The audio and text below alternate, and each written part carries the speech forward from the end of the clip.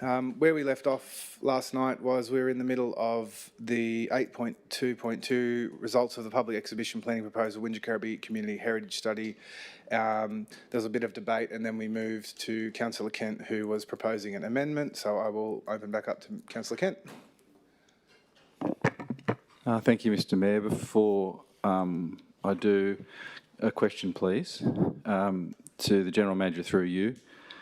There was some discussion late yesterday's meeting about timelines to meet the dates in the gateway determination. Could the General Manager give the Council some update as to whether the timeline that's required, the key steps, and whether deferring for a month may compromise those timelines? Thanks. General Manager. Thank you, Mr Mayor. I'll ask the Manager, Strategic Outcomes, Ms Linton, to explain the process once the Council makes a decision. Thank you. Through the General Manager, there's a few steps after the decision of Council. So the planning proposal package is finalised, which, depending on amendments that are made here, might take about a week or a bit longer. It's then sent off to the Department of Planning. They review it, they check the mapping, make sure we've met our conditions of the gateway determination. It's then sent to the Parliamentary Council office where they draft the LEP amendment. That is then sent back to the Department and Council to check, make sure that it's correct. And then the LEP gets sent off for signature. So with this planning proposal, we don't have delegation. So it'll be the Minister or his delegate that signs the LEP. The planning proposal then gets published on the New South Wales Planning Legislation website. This process for a PP like this, which is quite complex, would probably take around 3 months. Thank you very much. So I'd like to go back. I'd like to proceed with the amendment I suggested last night. Mm-hmm.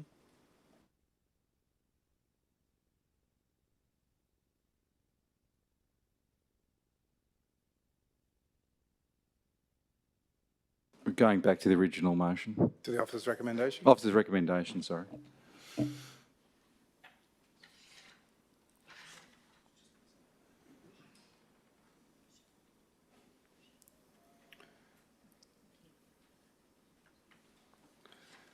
Happy with that? Who moved this? Apologies. Moved by Councillor Arcangeli. You moved it. Do we have a seconder for this? I'll second it. I'll second that. Do you accept that amendment? I do. Okay, so this is now the motion. Councillor. Move. Oh, apologies. Councillor Champion, do you accept the... Sorry, do you second... do you accept it? You don't accept it. I'll need a seconder. I'm happy to second it. Over to you, Councillor Kent. Apologies, I thought Councillor Kent had moved it. Thank you very much. We've just heard that I think the best part of 15 years' work is up against a timeline that finishes at September the 30th, I think is the date. And we're up against, well, that 15 years of work is up against a timeline that is around 3 months long. And with thanks to the Manager, Strategic Planning, there's a lot of reliance on government departments doing work in a very timely manner. So I'm proposing we go back to the officer's recommendation to implement these to implement this study as the conclusion of 15 years or so work, and not risk missing the gateway determination, and who knows where it would be at that point. Thank you. Thank you. And I'd like to speak to this. Councillor Moylan. Thank you, Mr Mayor. A question through you to Mr Mayor, to the General Manager. We just talked about timelines being compromised. Does the General Manager consider councillors being compromised if this is the first time they've had any information on heritage, and that it's been embedded in a 2,000 page document, and that councillors have had 6 days to get their minds around this new information?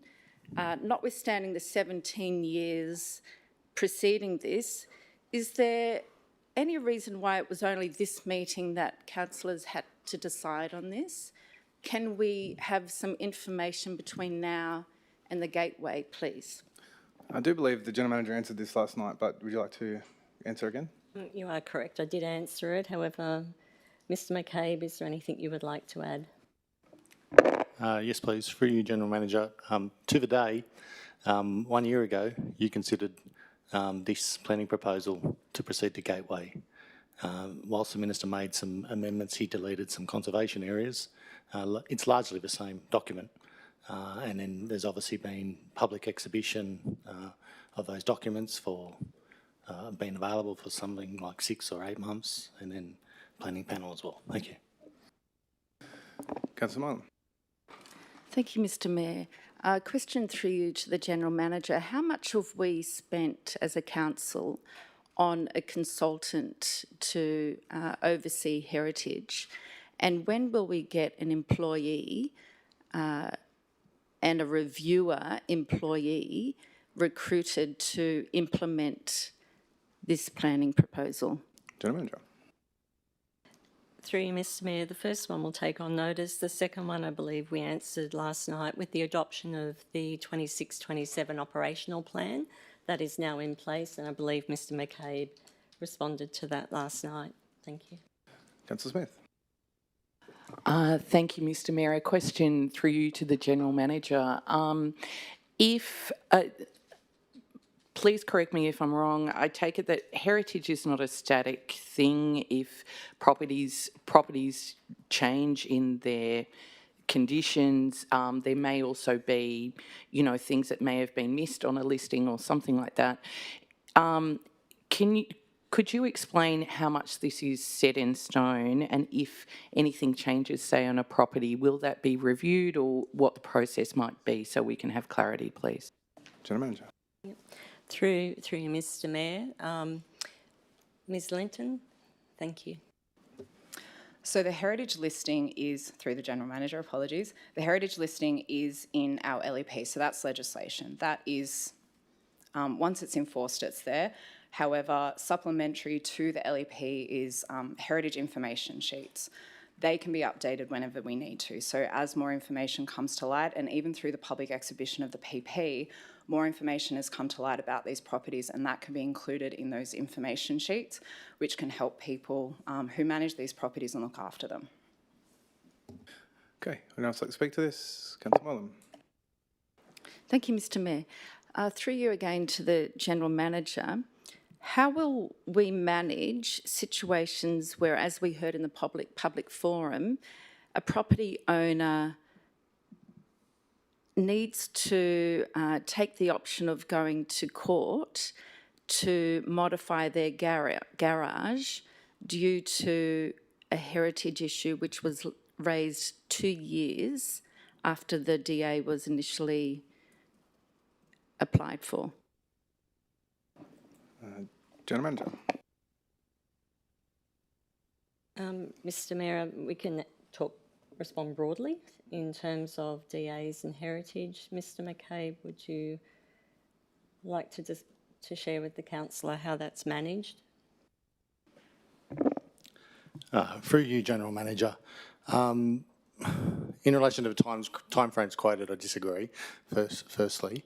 In relation to the subject property you're referring to, anyone can have a look at the reasons for refusal that extend beyond heritage. You can have a look at that. Now, in relation to the current status as an example, the planning proposal proceeded to Gateway. You resolved that, and the Minister endorsed that, which creates a draft heritage planning proposal which has to be considered in assessment. So the individual items, the conservation areas that are part of the mapping are all draft that have to be considered. The only way they are no longer draft is if you do not support the PP as a whole, or you remove items. Otherwise, they are part of legislation that has to be considered at this point in time. If you proceed with the planning proposal, they're enshrined. Councillor Champion. Thank you, Mr Mayor. A question through you to the General Manager, please. Could I ask you for a summary, please, of if this proposal is to be adopted today, what the hardship considerations and supports will be that we've either adopted as part of the OP already or that are proposed in this item, please? General Manager. Thank you, Mr Mayor. Mr McCabe, if you could explain. Through you, General Manager, I don't know about hardship related to heritage. I wouldn't probably use that word. But council can consider a grants program. Some councils consider a local heritage grants program. There's also state and federal grants programs that landowners can apply for. Based on the attributes of the property, the planning attributes being heritage, there are certain opportunities that heritage listed properties and heritage conservation properties have that other properties do not. So as a council, you could consider, as part of that resourcing for heritage, post this PP, whether it includes certain programs. Councillor Champion.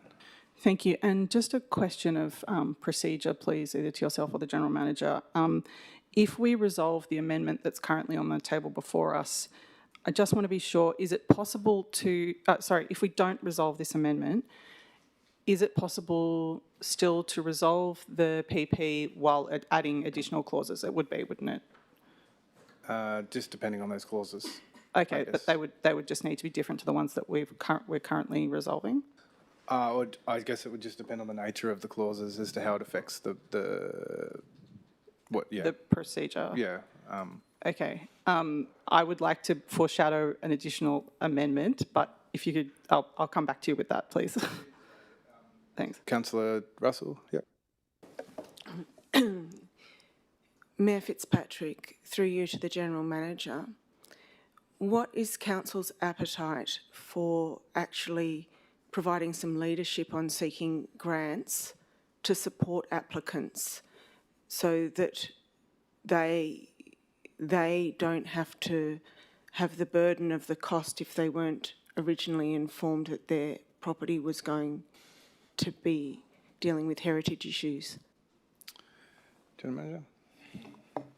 Through you, Mr Mayor, I believe that the Director just touched on that there are opportunities to look at grants programs, but also look at other grants that are available. Mr McCabe, is there anything else you'd like to add? For you, General Manager, I don't think staff have any issue with considering support when requested from proponents, proposals to do with grant applications to federal and state related to grants, no different to other grant requests we get from clubs or associations. You know, often we're asked for a letter of support and we can do that and we can provide input to that as well. You've obviously got a community group related to heritage that often backs those types of requests as well. So there's some facilities now beyond the financial funds that council could consider also offering for a grants program. Through you, Mayor Fitzpatrick, my apologies, I wasn't as concise with my question. I'm wondering if council could take the leadership, not... So would we apply for grants on behalf of people? Well, that we would apply for grants in order to support our facilitation of the services, so we're not putting more impost on whoever is being affected by this. I think, as the Director said, if someone has a need and that they need or want to look at accessing grants, then we can assist them with that. But unless they let us know what the need is, it's very difficult to apply for specific properties. I think the Director also mentioned that there are, and I believe some of the speakers yesterday mentioned, there are a number of grants programs that can be tapped into too. So, I mean, it's a very broad answer, but it's a very broad question. Thank you, Mr. Councillor Smith. Thank you, Mr Mayor. Just in relation to Councillor Russell's question, I have another question. Councillor Russell inferred that heritage is some sort of nasty impost that costs you lots of money. As the owner of a heritage listed property myself, I don't see that as the case. I see it as a benefit.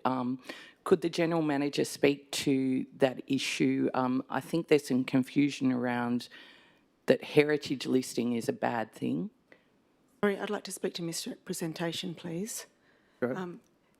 Councillor Smith clearly misheard me or misunderstood me. I have never indicated that it's some sort of nasty thing or there is an incredible impost. And I will also ask Councillor Smith to acknowledge her privilege here in terms of money not being an issue, perhaps, when that's it okay. comes to fixing it. Sorry.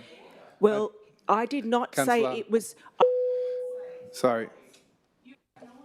I did not say... Councillor. You've Thank clarified you. your misrepresentation. Thank you. Thank you for doing that. It does not require Councillor? to be answered. I did not suggest Councillor, that it you've was something clarified that. nasty. Thank you. You've clarified that for the council. I appreciate that. General Manager, do you want to answer that question? Through you, Mr Mayor, Mr McCabe. For you, General Manager, I think heritage listings, particularly, not so much heritage conservation areas, but heritage listings, it really depends on the individual lot, site, and their attributes in relation to cost, benefit, etc. Yeah, it really depends on each individual item is probably my response. Okay, Councillor Mullin. Thank you, Mr Mayor. Through you, Mr Mayor, to the General Manager.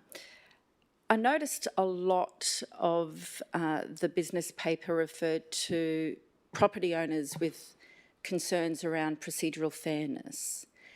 Could the General Manager please outline the integrity of the review process within Council for property owners who are querying the process upon which they had their property listed? General Manager. Through Mr Mayor, before I hand over to Ms Linton, what I would say is that council officers act without fear nor favour, so there is no question of integrity. Ms Linton, if you could please outline the process that we go through or that we have been through, including legislative requirements. Thank you. Through the General Manager, there is a section in the report that talks about procedural concerns that were raised during the planning proposal process. There's been a range of engagement that has occurred from the inception of this project all the way through the planning proposal. So we do notify landowners, and as part of a planning proposal, we are legally required to notify landowners that their property is subject to a planning proposal. We use our database. It's the same address that all of our rates go to as well.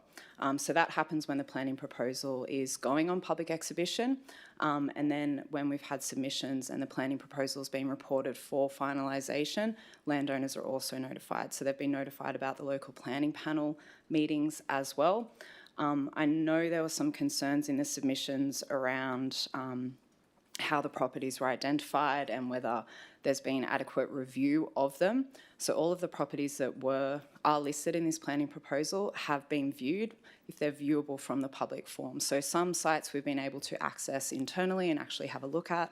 Some sites we've viewed from the street. So there has been a thorough review. We also use what documentation's available online to assist with the assessment as well. I think from memory there's been about 400, 500 odd letters and emails that have been sent out.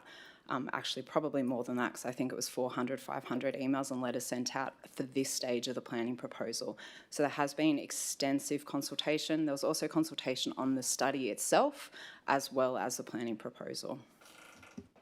Councillor Mullin, you had another question? Yeah, sorry, I think my question wasn't quite answered. So I'll put it again through you, Mr Mayor, to the General Manager. What I'm asking for is the review process. So if a property owner wants to query or have their listing reviewed, rather than council just notify property owners, how does the communication come back to property owners? And I'd like to preface that I want this to be set up for success. Sorry, Councillor, there's no prefacing, it's just succinct questions. General Manager? Ms Linton? Through the General Manager, I hope I'm understanding your question correctly this time, Councillor. Apologies. So property owners are able to make submissions and they have been thoroughly reviewed. We're very fortunate that we have some staff who are very knowledgeable and have a lot of expertise in this area, and they've spent a lot of time reviewing the submissions that we have received. All property owners were also given the opportunity to come and address the local planning panel as well to raise their concerns. There's been a very thorough assessment of the submissions received and a detailed response to those, and we have made changes through the public exhibition period as well. So as information's come to light that does warrant changes to the planning proposal, that has occurred. There was also an independent review done of the community heritage study. So that was, when the project was finished, it was sent off for an independent review. Comments were taken on board and considered.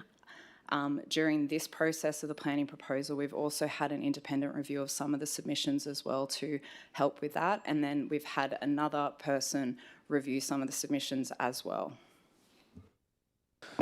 Okay, would else like to speak to this? Councillor Russell. Everyone who knows me well knows that I value heritage. When I was taken of a tour of one of the locals in Bundanoon, and I said, is there anything that you'd want to, is there any message you'd want to share with people? And he said, I guess just appreciate what's here and look after it. And I said, yes, I agree. And I said, and I think that our First Nations custodians would have said the same thing and do say the same thing, that we appreciate what's here and that we look after it, that we use our resources responsibly and carefully, and we don't just knock down and rebuild, but we value the materials and the effort that's gone into creating materials. And often our heritage items provide us with a window into a time where we took time to put quality into building materials, not just the actual house itself, but the integrity of the journey. The products were local, the materials were local, they were handcrafted, not machine crafted.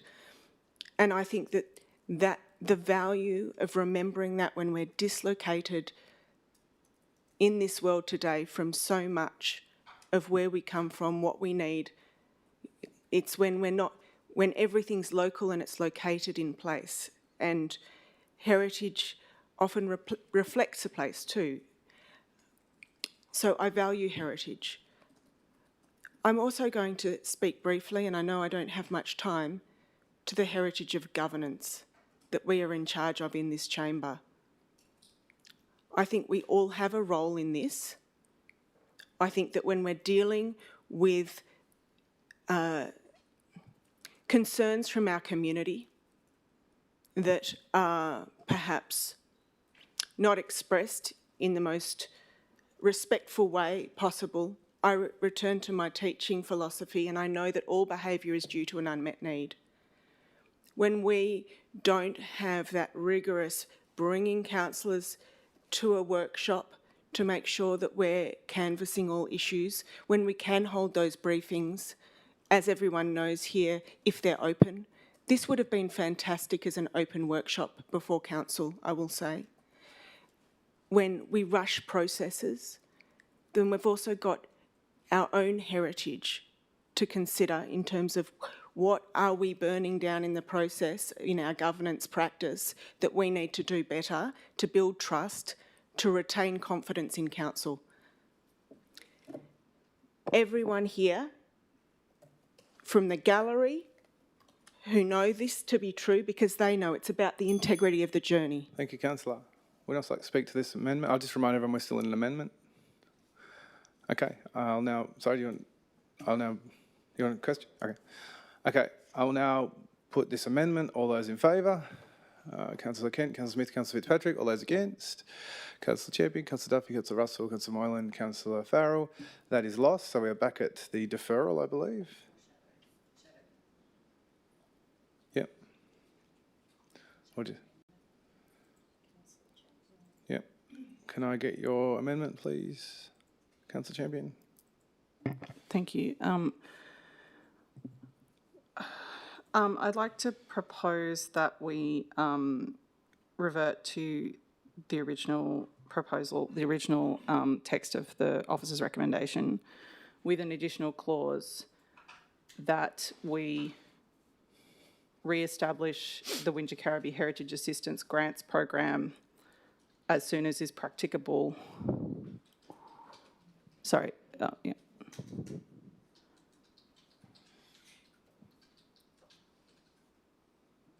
That should be Heritage Assistance Program, sorry. And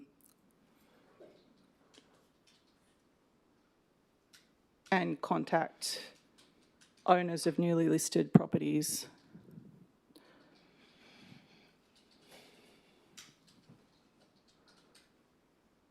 communicating what they can expect from this program.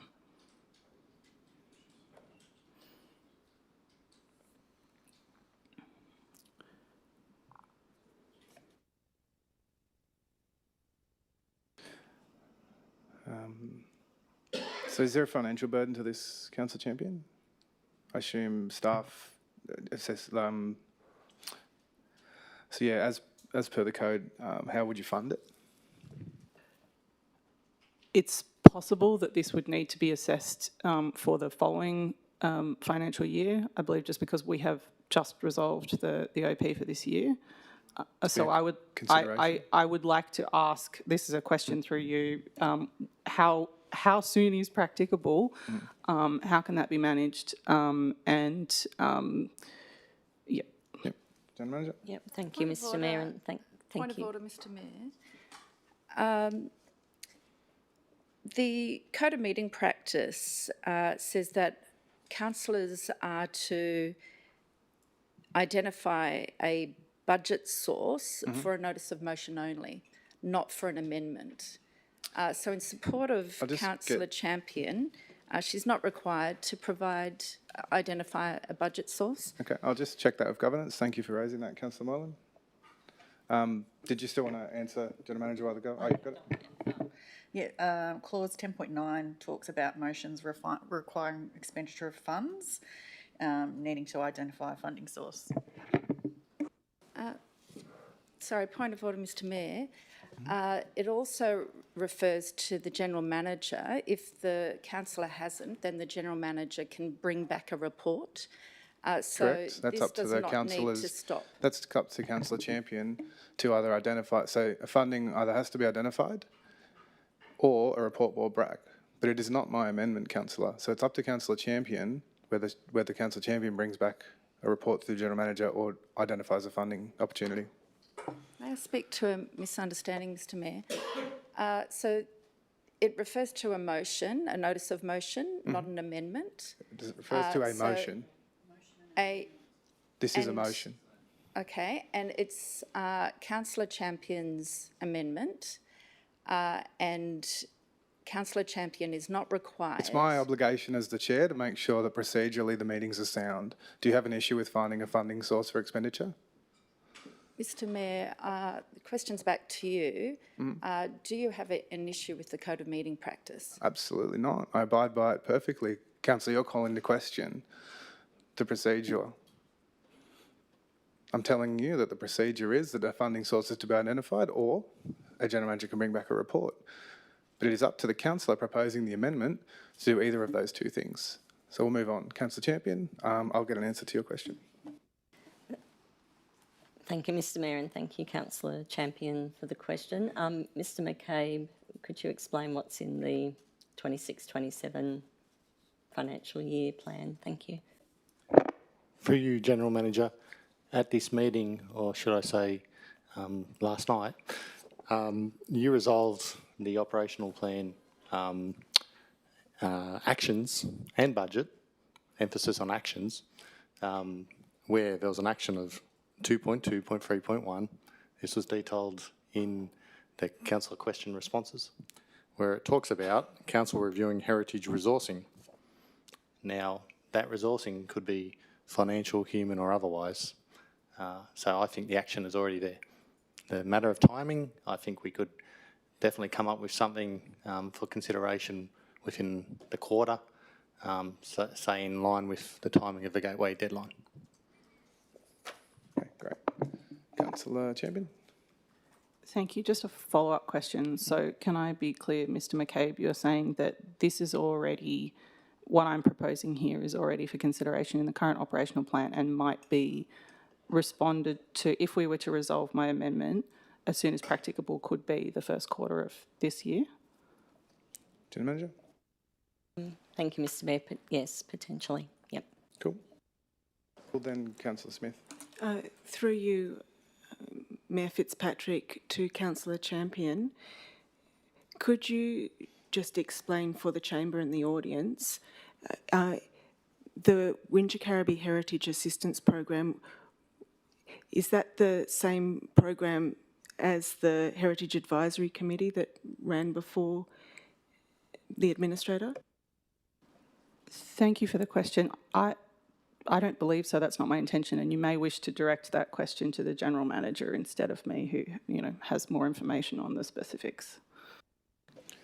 Through you, Mayor Fitzpatrick, to the General Manager, could you please explain for everyone what the Wingecarribee Heritage Assistance Program is? General Manager.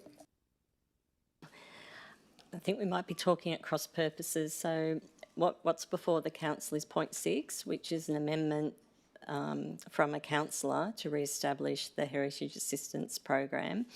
I believe, Councillor Russell, you're referencing an advisory group or committee that existed. So they're two separate matters.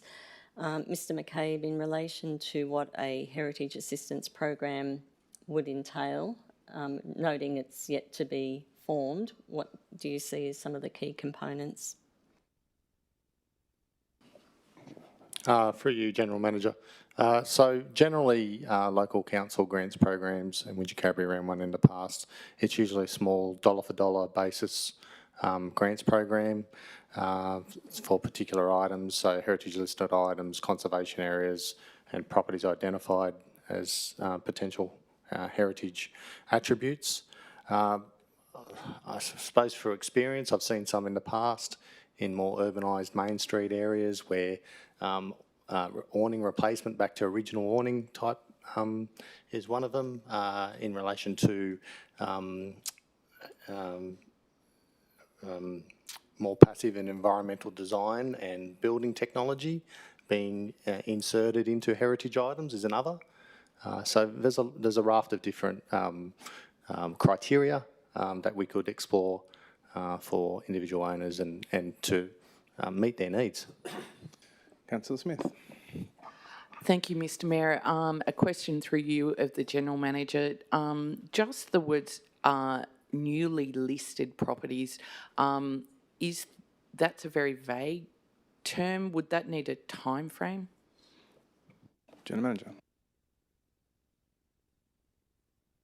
Mr Mayor, I think it may require some clarification from Councillor Champion in terms of what she defines as newly. Apologies. Yeah, I might just get a seconder before we proceed because we've got a lot of questions. Councillor Champion. Thank you for the question, and you probably noticed that I was writing that on the fly, so I appreciate opportunities to refine it and make it more useful and actionable. My intention here was to refer to properties that have been endorsed for heritage listing within the current planning proposal that's being resolved. If more accurate language would reflect that, then I'm open to suggestions from the General Manager. General Manager. Through Mr Mayor, Mr McCabe. For you, General Manager, I could suggest that you could simply list the planning proposal number as part of recommendation 6. Thank you, Mr McCabe. Through you, Mr Mayor, if we could action that, please, in the proposed amendment text.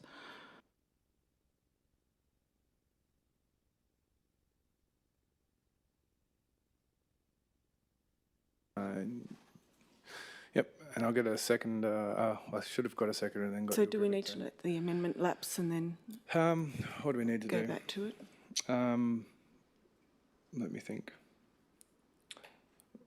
You should. Well, you never accepted it in the first place, so there was no amendment. It's more being questioned. So you're kind of still formulating your first one. I should have went seconder and then had you accepted it. So finish that up. I'll get another seconder and then we'll get it accepted before we do anything further. Happy with that wording? Just with the correction of the spelling of program, I think that's just a typo. But yeah, that seems. Can I get a seconder for this? Councillor Ken, and do you accept this amendment, Councillor Champion? Yes. Yep, so that has now become the motion. Councillor Moylan? Thank you, Mr Mayor. Question on the code of conduct and how it relates to this motion. The code of conduct refers to a reasonably informed person having a perception of a councillor. If a councillor has a heritage listed Councillor, property, I'll just warn you, the Code of Conduct specifies that a council must only raise suspected breaches of the Code of Conduct through the formal complaint process under the procedures, must not make allegations or disclose information about suspected breaches in meetings or any other public or private forum.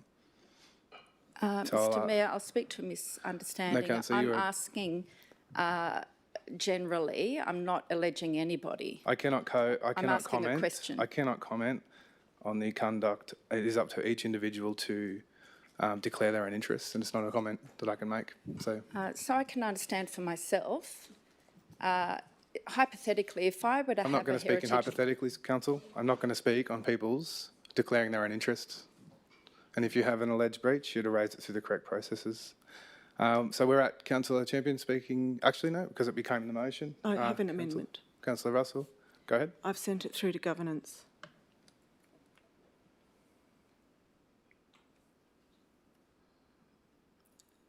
It is essentially that council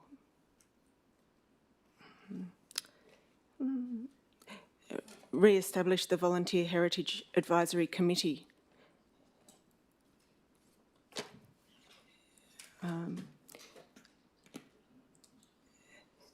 Based on the same model that existed prior Sorry, to I'll just get administration. Councillor Farrell and Councillor Kent to please stop having cross conversations in the middle of the meeting. Councillor Russell. To re-establish the Volunteer Heritage Advisory Committee based on the previous model that existed prior to administration.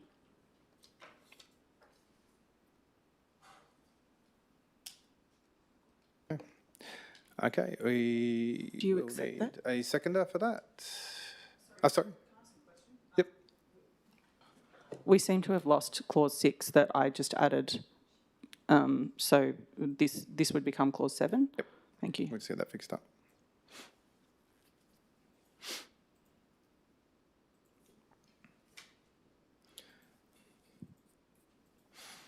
Okay. Do you accept this, Councillor Champion? Sorry, I could...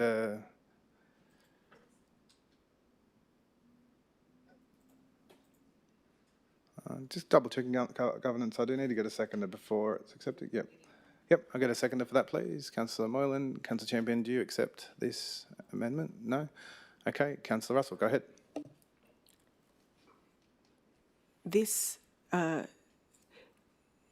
the Heritage Advisory Committee that we had working prior to administration arguably saved us significant amounts of money. Given that these are the individuals who also informed the properties that are now listed in the planning proposal, arguably, there's no one who is more familiar now than the people who could become a part of this Heritage Advisory Committee to support council in timely processing of DA applications. Now, I understand that there were a couple of different schools of thought as to whether this program was a problem or a solution. However, when I actually got more information from all concerned, what I found out was that they had a turnaround of between 24 and 48 hours on providing a complimentary professional advice service to council, and that's money that we saved on consultants. We didn't have to wait till someone got back to us. I would prefer as well that we actually had a heritage officer within council, but as a first step, this is working smart, not hard, and it's getting the best value for our rates. Councillor Smith. Thank you. And a question through the Mayor to the General Manager. Based on what Mr McCabe said earlier, my understanding is that there will, a heritage officer will be looked at and that sort of thing. I would imagine that it would be best to get someone on board and get that in place first. Could I have some feedback on that, please? General Manager. Thank you, Mr Mayor. Mr McCabe. Through you, General Manager, the action I quoted before that you adopted last night would include considering all resourcing, human, financial and other. So that's my response. Okay. Anyone else expect this? A question through you, Mayor Fitzpatrick, to the General Manager. Was the Director saying that he would be supportive of having this sort of assistance in speeding up, assisting him in his work speeding up DA processing times? General Manager. Thank you, Mr Mayor. The Director was clear that they will look at all resourcing, so that will be part of the consideration. Thank you. Okay. Anyone else expect this? Okay. I'll now put this amendment. All those in favour? Councillor Champion, Councillor Duffy, Councillor Russell, Councillor Moylan, Councillor Farrell, Councillor Kent. All those against? Councillor Smith, Councillor Fitzpatrick. That is carried. I have a... That becomes the motion. I have a further amendment. I'll just get governance to pull that up, and I just have a question before I get a seconder. Just from comments last night about Berrida Hotel and the Director making comment that they are happy to consider that change, I just wanted to ask through the General Manager, can we just touch on why that change to the curtilage? And I'll get it up so everyone understands what I'm talking about.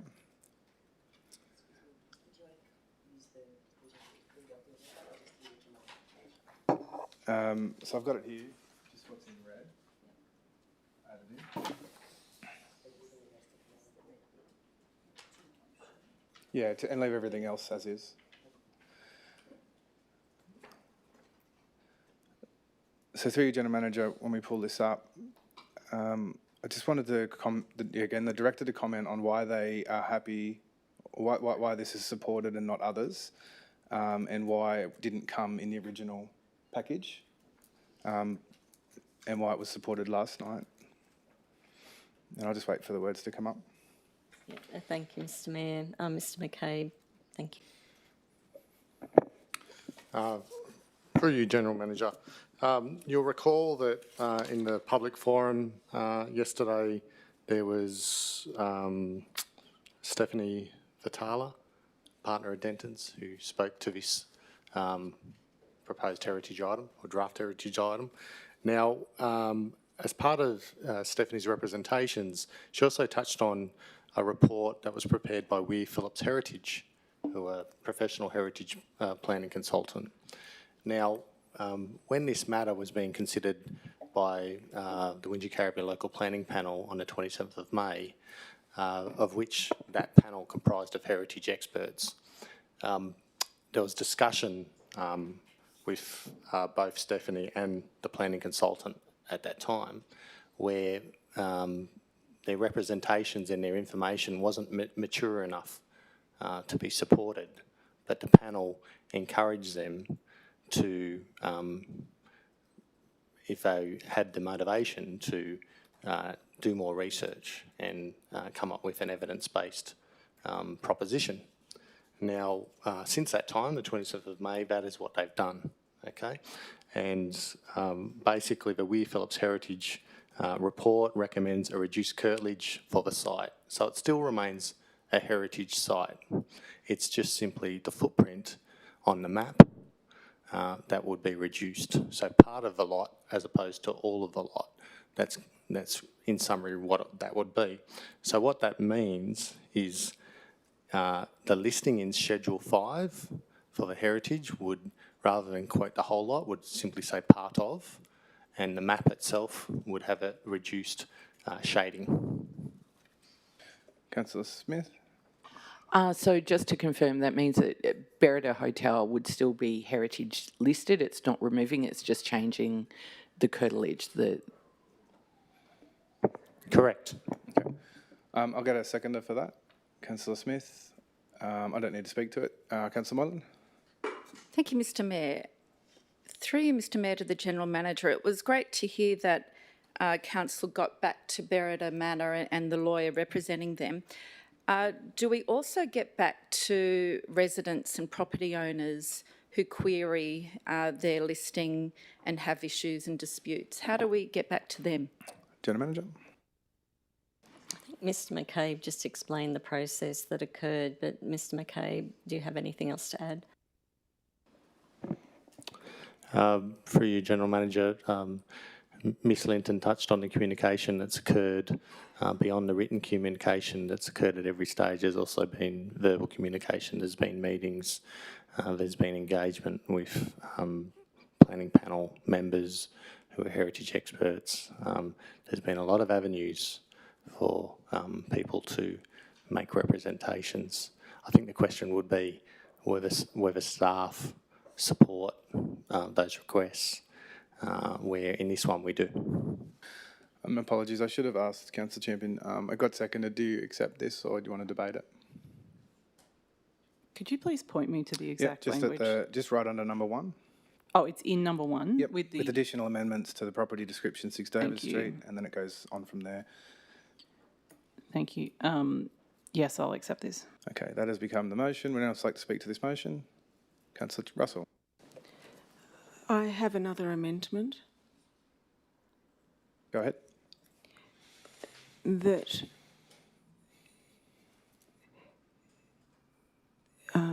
so as amended, and I have an additional amendment and I'll need governance's support in terms of how they bring it through to number 1.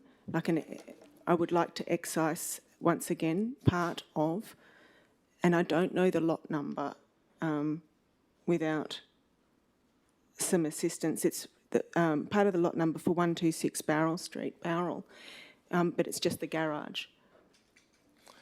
I'm not sure that's legal. Yes, it absolutely is, because the garage is not a heritage item. Councillor, the garage doesn't exist, I don't believe. General Manager. Area. Sorry, Mr McCabe, could you explain briefly what exists and what doesn't? Thank you. Through you, General Manager, I think the garage in question, it was a DA application for a garage which was refused. Yes, okay, so the area, so excise the area of land that the garage is going to go on, because I don't know. Oh. It's distinct from the house. I don't think I can accept that as a legal motion, Councillor. General Manager. That same thing with Berrida? Comment? Right, through you, Mr Mayor. Mr McCabe, could maybe explain the difference, if you can, briefly. Thank you. Through you, General Manager, using Berrida Manor as an example versus 126 Barrel Street as an example, Berrida Manor is a proposed heritage item. 126 Barrel Street is a proposed lot in a heritage conservation area which is being extended. So it is not a heritage item. and I think it would be extremely weird to excise part of a lot of a heritage conservation area.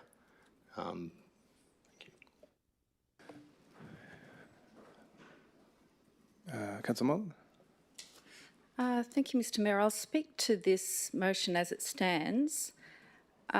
With regards to point number 1, I find it very inequitable that we are resolving a legal dispute for one company, being Berida Hotel.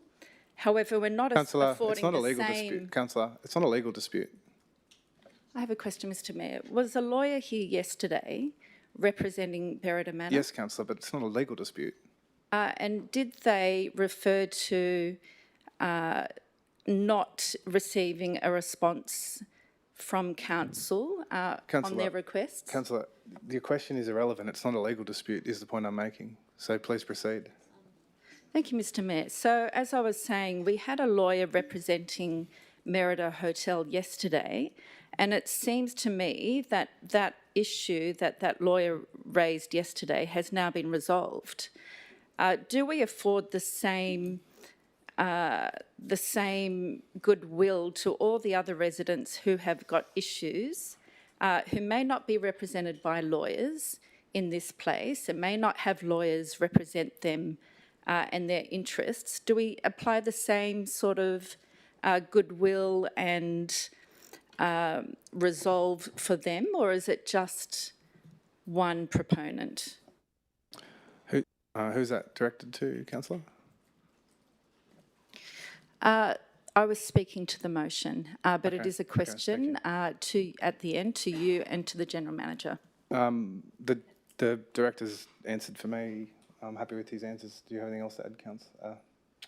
No, I don't. Thank you, Mr Mayor. Okay, would anyone else like, actually, just catch up procedurally. So the motion before us, we are now back into the body of the motion with the 7 points. Councillor Duffy, you want to speak to this? I would just like to propose an amendment. I'm so sorry, guys, but just to point 8, just to establish a 20-day, I don't know the words because this is really on the, and not be listed. And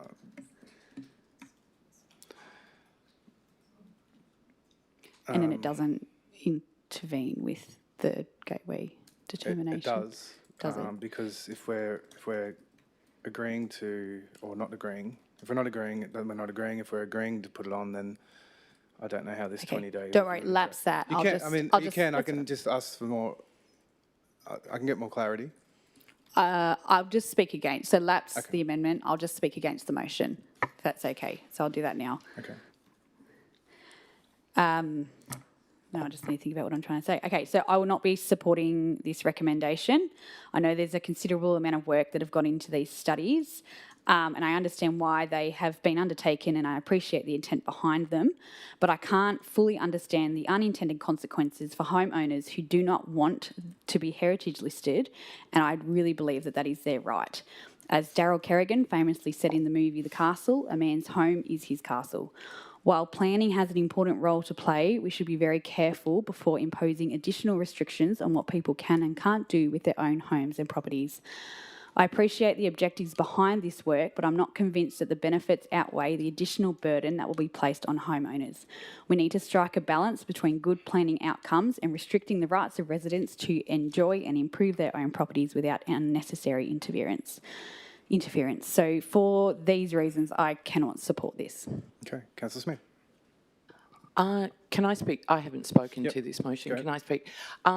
Thank you, Mr Mayor. I'd like to speak for this motion. As I mentioned before, I am the proud custodian of a heritage listed property, a property that's been listed for a very long time. And one of the things when you have a heritage home, you are the custodian. You are here to protect that home and support it for, it is not just for yourself, it's for generations and it's for the broader community. I think it is very much about time that we had clarity, and we need to protect the heritage of this area. I think there's a huge amount of work that's been done.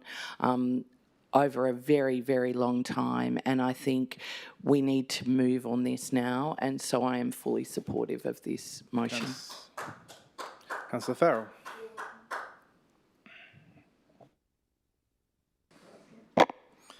Thank you, Mr Mayor. I'll speak against this motion.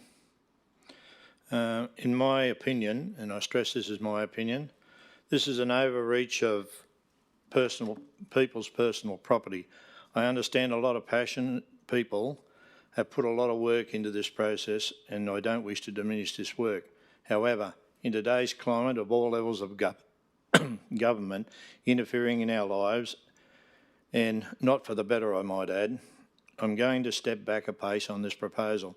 I believe it has the potential to adversely affect some of the lives in a negative way. Not against heritage, however, I, like most, don't have a passion for it. There are 404 properties listed, representing some 1,000 people, give or take. Many are not happy for their properties to be listed.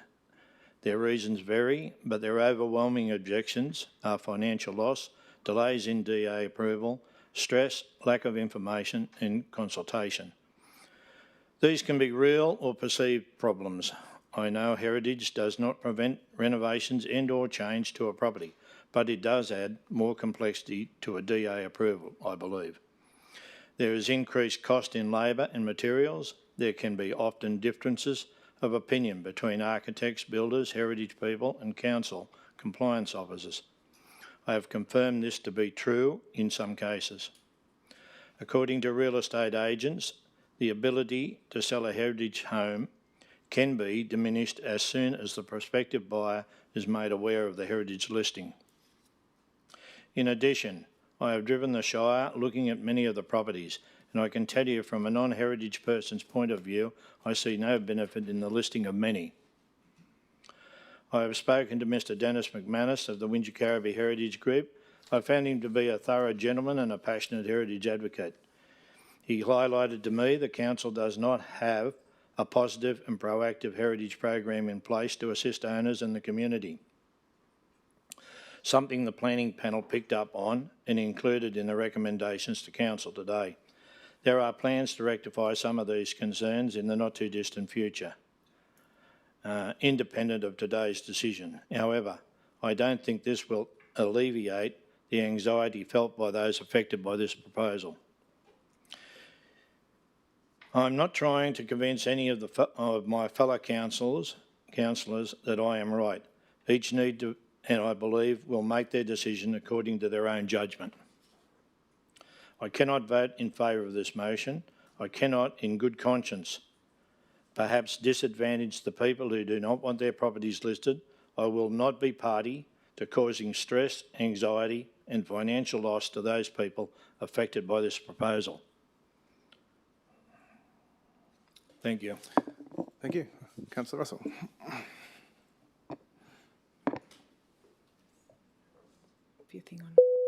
Thank you. Through you, Mayor Fitzpatrick, I do have another amendment that I would like to include a grandfather clause.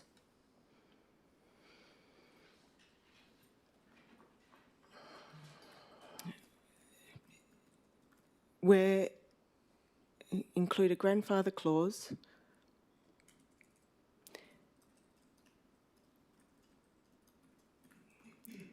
where property owners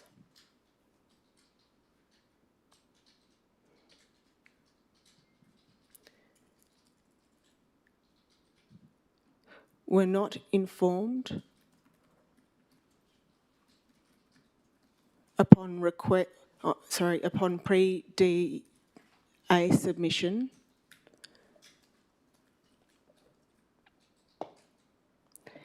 that their DA would be impacted by this heritage proposal, comma, that has caused them demonstrable financial disadvantage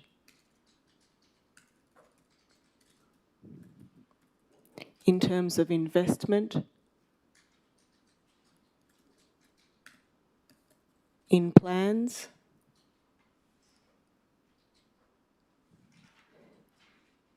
then they have recourse to apply to the governing body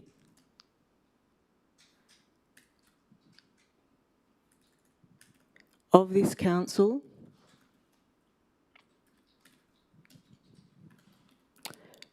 for compensation.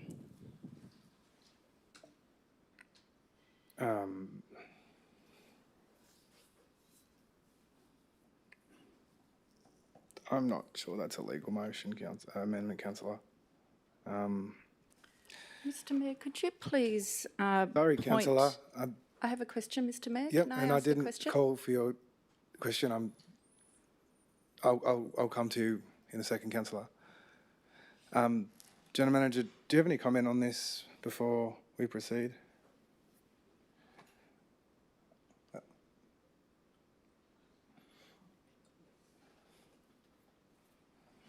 Mr Mayor, Mr McCabe, you don't have to respond. It's quite broad. For you, General Manager, the wording is extremely broad. You have various heritage items in the Shire existing and proposed, and a long history related to DAs. Extremely broad. That doesn't make it illegal, though.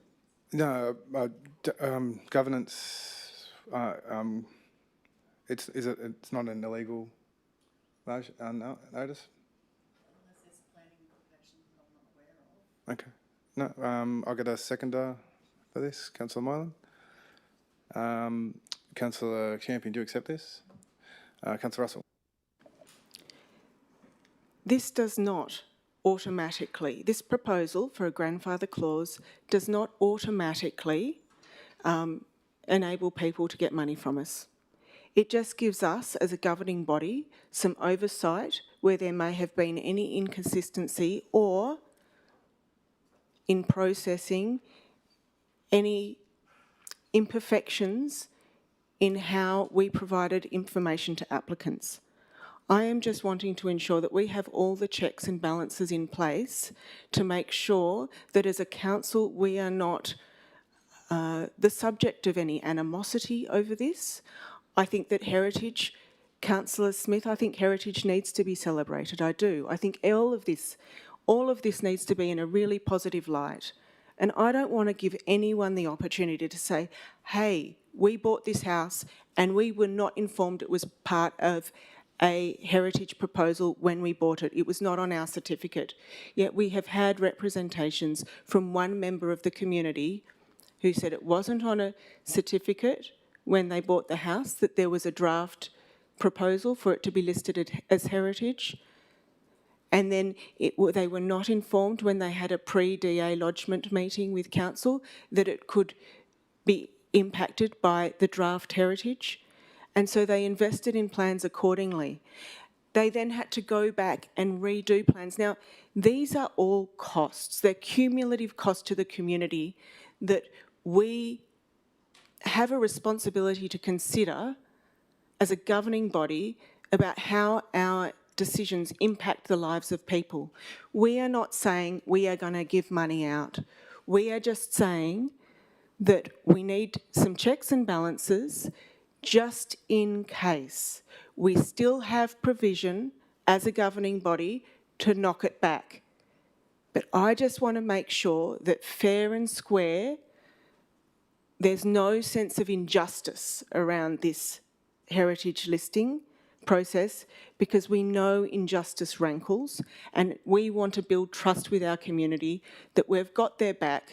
We're making these decisions to preserve the character and integrity of our planning and development. So let's be fair. Let's make sure we've got this check and balance.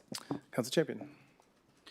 I'd like to speak against this amendment with respect to Councillor Russell. This seems like the opposite of careful checks and balances. This seems like an extremely risky legal opening of a can of worms. Councillor Moylan and Councillor Smith. Thank you, Mr Mayor. I'd like to commend Councillor Russell for this amendment. The general thrust of this amendment is to make sure that council is getting back to residents who might have a different perspective on their property being heritage listed. We've just heard from Councillor Smith, who sees this planning proposal as a bonus or embraces the heritage listing of her property. There are many other residents who have a completely different perspective on this proposal. And we heard from them in the public forum yesterday. The business paper refers to them. We've also heard about procedural fairness issues in the business paper. So this amendment of Councillor Russell seeks to balance things up. We have addressed an issue of one company in item number 1. Let's now balance it up and address the issues of the many residents who don't see this proposal as a good thing. And we've heard about the communication process and the review process from staff. It seems to me it's very one way, where council will notify residents and we will view your property and review it for heritage, sometimes from the outside, and not actually go onto the property itself. So this amendment seeks to balance things up, get some equity in this, and I'll reiterate that I want this to succeed.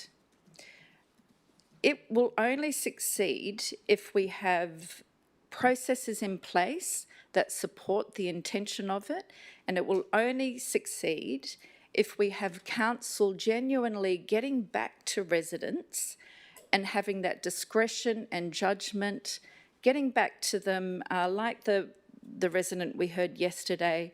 Has she actually had a response from council? I don't know. So this is what we need to do. We need to get back to residents, apply thoughtful discretion and judgment on each case on its merits. And this amendment seeks to balance things up for the community, also for council, and to support this planning proposal and go straight to its intention. Thank you. Councillor Smith and Councillor Kent. Thank you, Mr Mayor. I'd like to speak against this at a time when we are really conscious of budget and governance. I feel that this opens us up to potential risk. It's very broad and not specific. So I feel very uncomfortable with this particular amendment. And I feel that words such as property owners who weren't informed, that's a very broad point, cause them demonstrable financial disadvantage in terms of investment. That's a very broad point. And I'd also like to reinforce there is a legal word called caveat emptor, which means let the buyer beware. And I think when you buy a property, it is on the owner to do their checks. So we must be conscious of the law in this matter as well. So thank you. I'm against this. Councillor Kent. Can this please be put? I believe so. We'll put this amendment. All those in favour? Councillor Russell, Councillor Moylan, Councillor Farrell. Those against? Councillor Champion, Councillor Duffy, Councillor Kent, Councillor Smith, Councillor Patrick. That is lost. We are now back at the body. Councillor Champion. Thank you, Mr Mayor. I would like to just, through you, a question. I'm concerned that there may be potentially some perception that we have highlighted a particular item for removal from this. I'd like to ask if there is a way that we can express the principle by which the Berida curtilage has been removed and use the language of that principle to be expressed. This is a proposal, potentially propose an amendment using that language to explain what's being removed in point 1 in a way that can be executed and achieving the same goal, but without naming a particular building. Is that something that we can do through you, Mr Mayor, to the General Manager?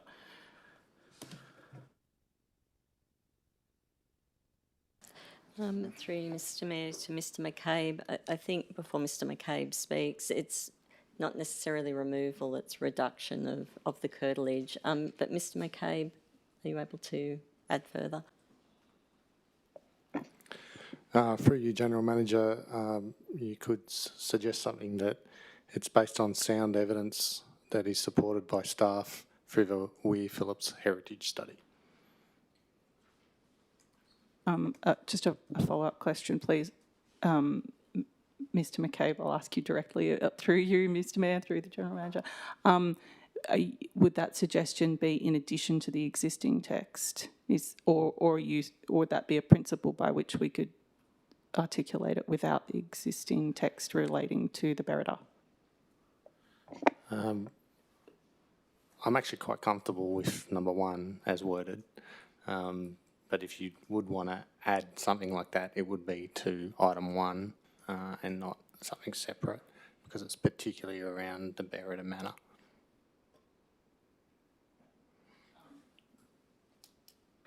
Just for clarity, my question was whether or not we could replace the language around the Berida Hotel with a principle that referred to it and would be similarly executable, but I think that we're getting stuck in the weeds here, so I think I might just, remove the request. So go back to the original point 1? Sorry, no, retain it as is. Oh, just leave? Okay, sorry. Yep. Councillor Russell? I would like to propose a further amendment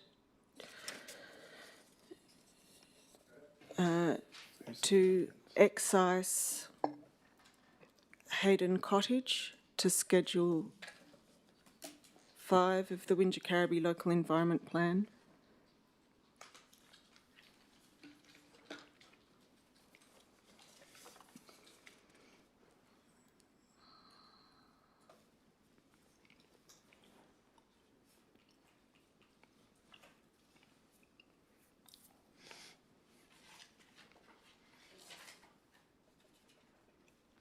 Okay.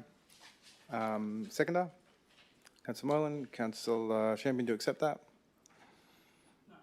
Councillor Russell? I have with me the letter that all councillors received from the New South Wales Department of Education, talking about the context and the needs of this building. It's being used as part of the Highlands School.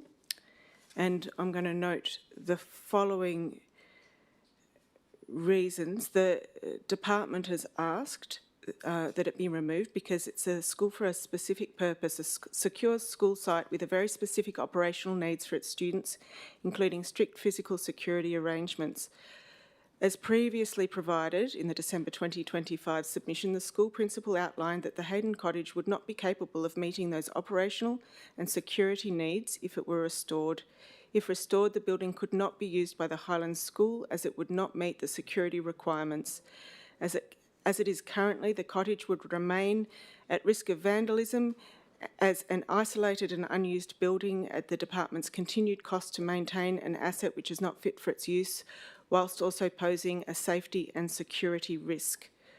I think that we are protecting a lot within this heritage proposal, but I consider that that reasoning is sufficient to exclude it. I'd like to speak to this. Okay. I'll put this amendment. All those in favour? Councillor Duffy, Councillor Russell, Councillor Moylan, Councillor Farrell, Councillor Smith. All those against? Councillor Champion, Councillor Kent, Councillor Fitzpatrick. That is successful. Councillor Kent, you have your hand up. Yeah.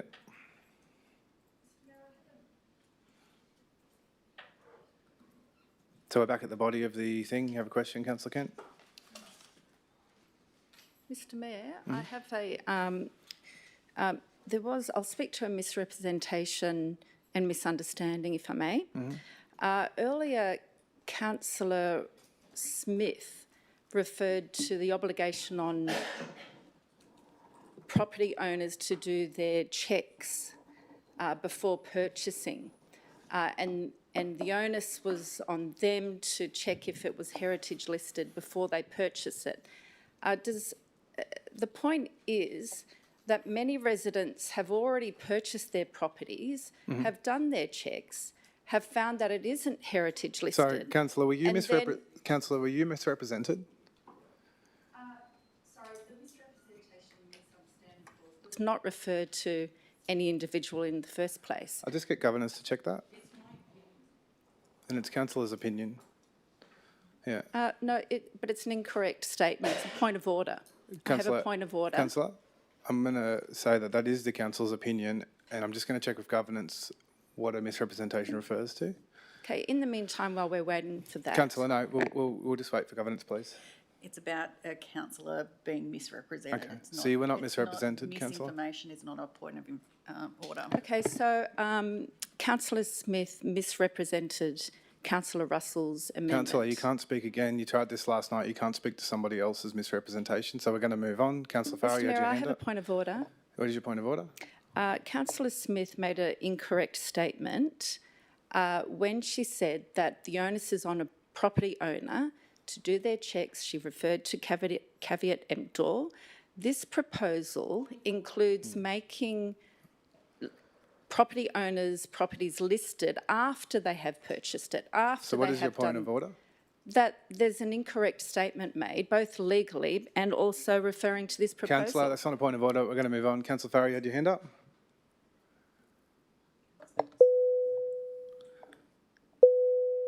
So go ahead. Yes, can we put this motion? We can put this motion. So first we have to vote to put it, and then we'll go to right or reply, then we'll vote on it. So all those in favour of putting this motion? Councillor Duffy, Councillor Farrell, Councillor Kent, Councillor Smith, Councillor Fitzpatrick. All those against? Councillor Champion, Councillor Russell, Councillor Moylan. So we will be putting it right of reply first to Councillor Champion. Thank you, Mr. Mayor. When I introduced this motion last night, I gave my reasons for supporting heritage, and I don't want to reiterate all of those, but I do want to just point to them again. But particularly around the changes that have been made during this discussion, I think given, excuse me, I have deep respect for the work that's been done here. It's honouring our history, and it's one of the key tools that we have to ensure that our area remains the area that we know and love over the coming decades, and I think it can't be underestimated. I think I'm particularly glad that we have highlighted Council's intentions to re-establish the Wingecarribee Heritage Assistance Program and the Heritage Advisory Committee, and to ensure that while we are increasing some administrative burden on those who have listed homes when they will be making applications for potential changes, that we acknowledge that change in their circumstances and support them in kind by providing additional assistance in that area. I just want to speak quickly to, there have been some suggestions in the chamber during this debate that there are individuals who are affected by heritage listing and individuals who are not affected by heritage listing. I don't believe that that is a real representation of what this means for our shire. I think all of us are affected by these decisions. All of us benefit from the collective good that is protecting our history, protecting our built environment, and protecting the character of where we live. And for that reason, I'm pleased to support this motion. Okay. Thank you. Okay, I'll now put this to the vote. All those in favour? Councillor Champion, Councillor Russell, Councillor Kent, Councillor Smith, Councillor Patrick. All those against? Councillor Duffy, Councillor Moylan, Councillor Farrell. That is carried. We'll ask Councillor Foley to come back in. Councillor Kent, question? Can I propose a procedural motion for a short break? Yep, how long? 5 minutes. Sure. There's a procedural motion. I'll get a seconder. Councillor Smith, all those in favour? Councillor Champion, Councillor Duffy, Councillor Russell, Councillor Farrell, Councillor Kent, Councillor Smith, Councillor Patrick, all those against? Councillor Moylan, that is carried.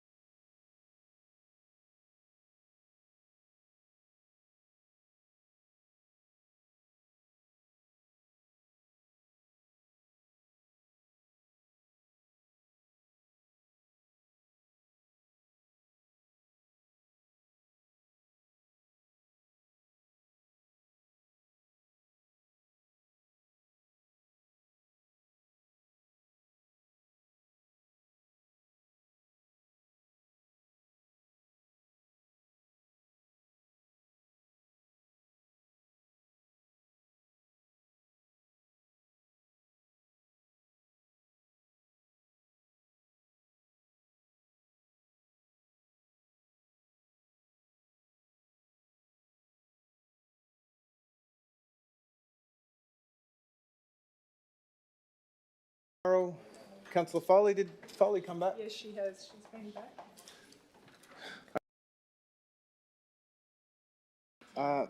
At 10:28. Next we have item 8.2.1, local government remuneration. Councillor Champion, you have your hand up. Are you wanting to move that as your first recommendation? Sorry, no, I'd like to move it with a change, please. What's your change? That the existing text become clause 1 and an additional 3 clauses be added that I've sent through to governance. And I'll read this out while everybody's having a little look at it. Point 2, direct the General Manager write to the Minister for Local Government requesting a review of the process for determining mayoral and council remuneration in New South Wales and requesting that mayoral and councillor remuneration be independently assessed and determined based on A, the responsibilities, workload and statutory obligations of the roles, B, community expectations regarding the performance of elected representatives, and C, the importance of ensuring people from diverse socioeconomic backgrounds are able to participate in local government. Clause 3, note that the current framework requires councillors to make decisions regarding their own remuneration while also making difficult decisions about rates, services and budgets in an environment of increasing responsibilities, constrained revenue sources, ongoing cost shifting and constrained financial support from other levels of government. Clause 4, note that this arrangement may create a perceived conflict of interest and has the potential to undermine public confidence in local government decision making. Okay, and a seconder for this. Councillor Foley, Councillor Champion. Thank you. I had prepared notes, but I don't know where they are anymore. I think it's relatable. It's a long meeting.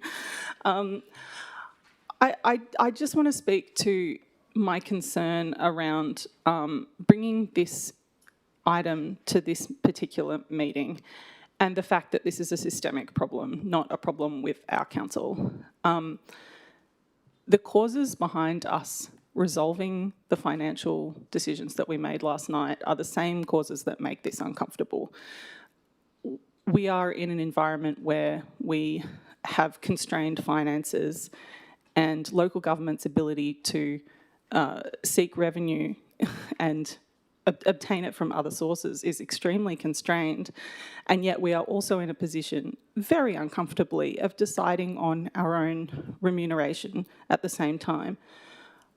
I thought deeply about the possibility of voting against increased remuneration for our council, but then I realised that I was acting in reaction to the moment and not through a systemic understanding of what my values were. And I need to be true to that. Because the truth is that at the moment, local government remuneration for councillors, particularly in regional areas, is not a living wage, even if you account for the amount of hours that are put in, being not full-time.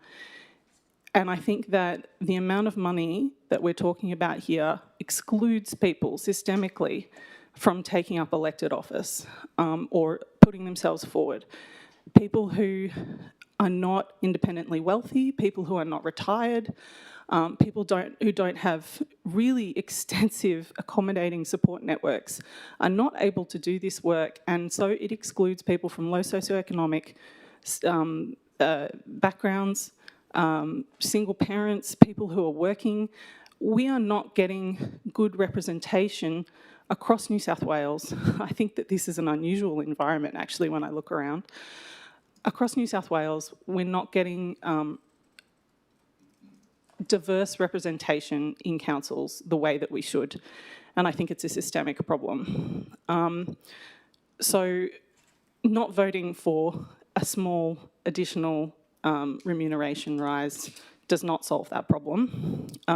All it does is punish the people in the room.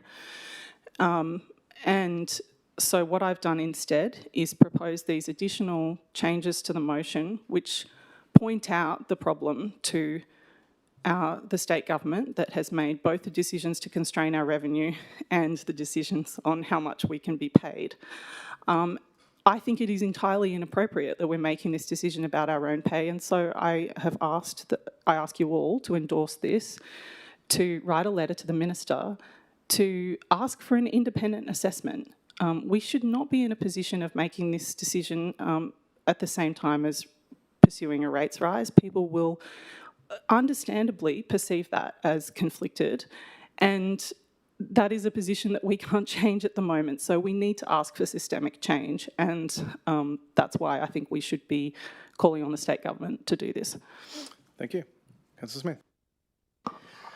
Thank you, Mr Mayor. Councillor Champion, I think this is an excellent motion, and I really commend you on your words. I also believe deeply in this. I think it's highly inappropriate that we are being pushed, and not just our council, all councils have to go through this, that we are pushed to vote on our own remuneration.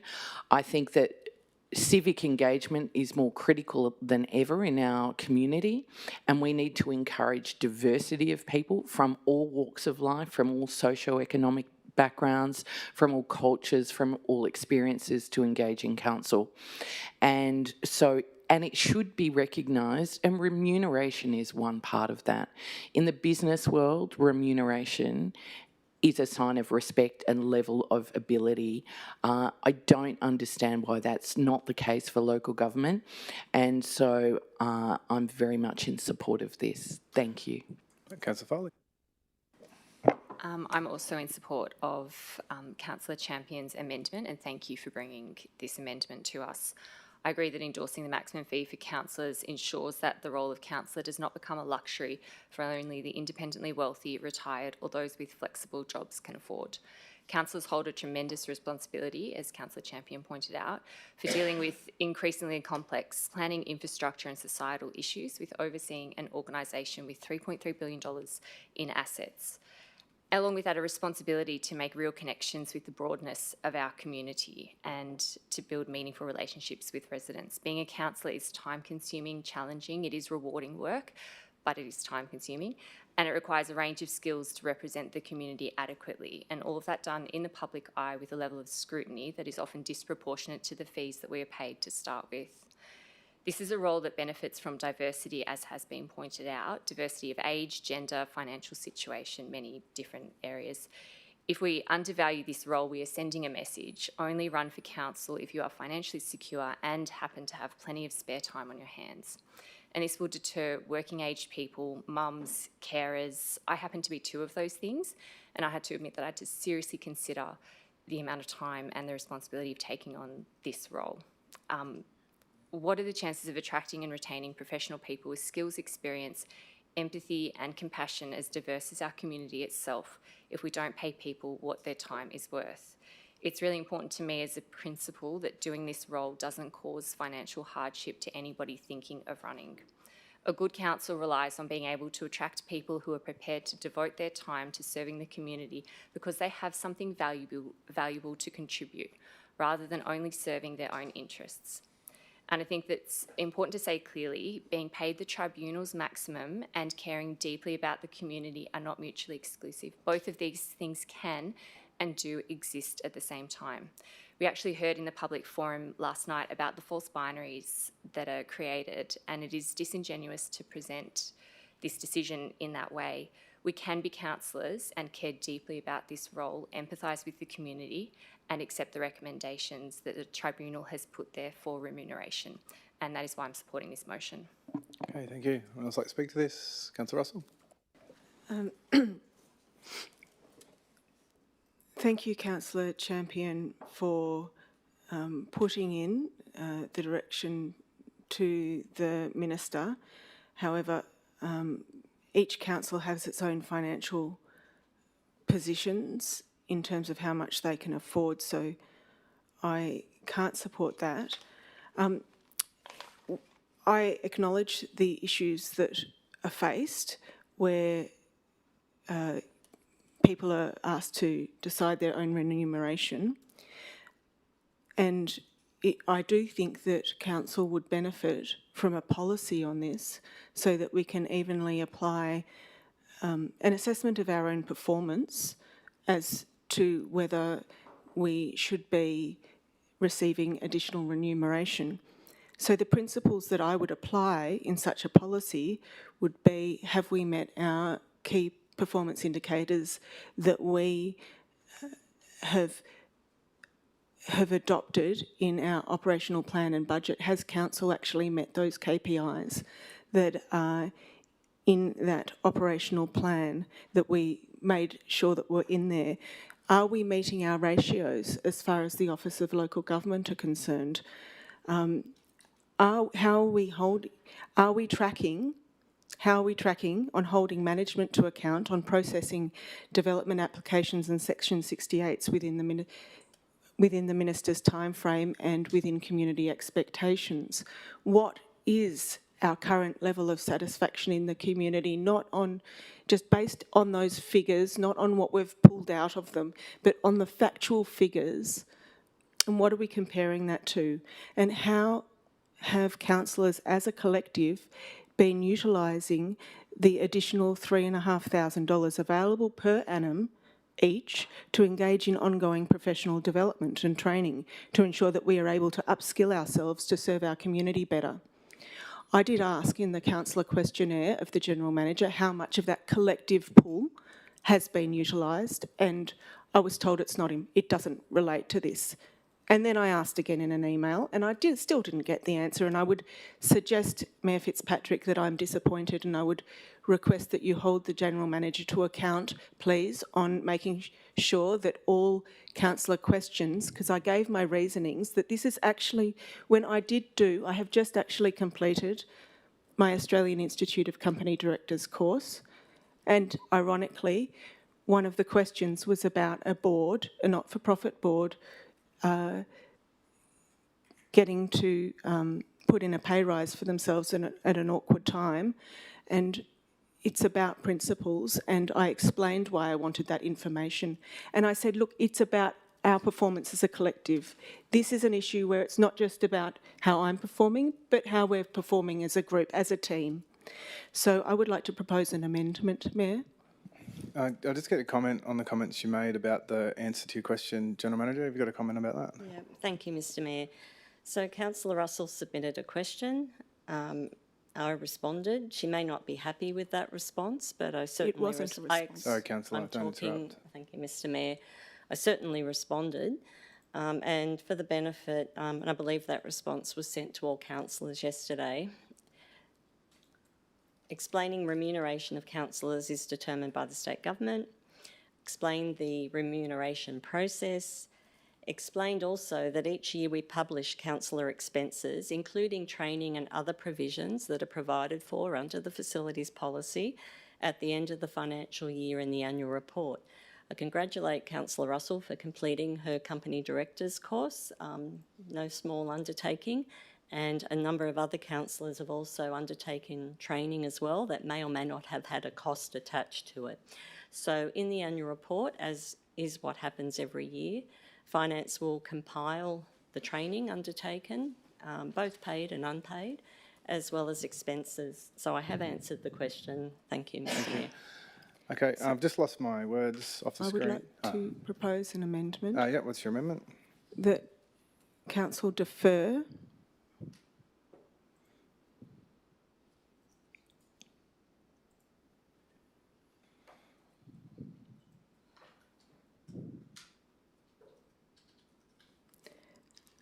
a decision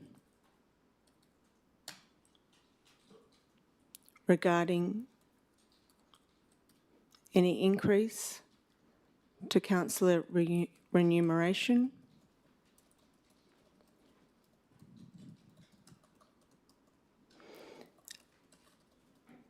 is point 1.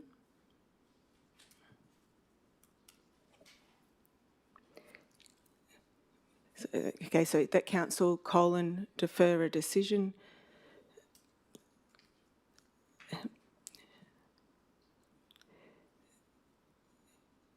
council direct the General Manager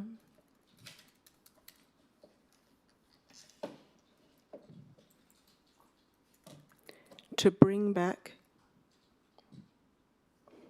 a draft policy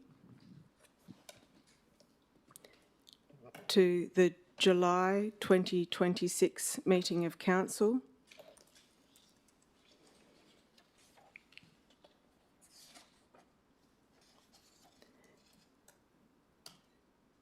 to guide decision-making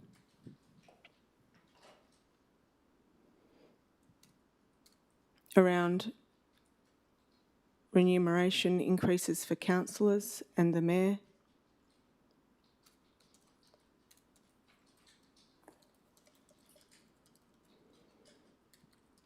based on community satisfaction,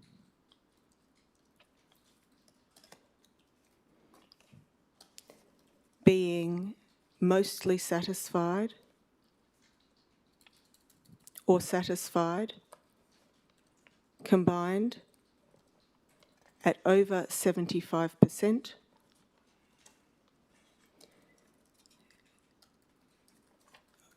comma, and meeting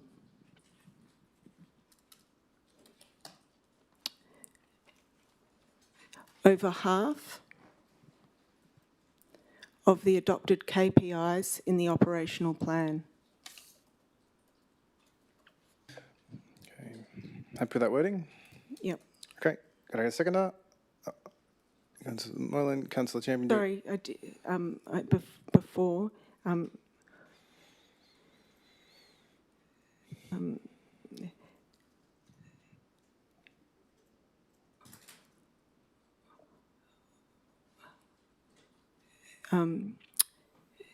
so if I put in point 1 that, sorry, a little I before, sorry, Paige, if we're in 2, based on the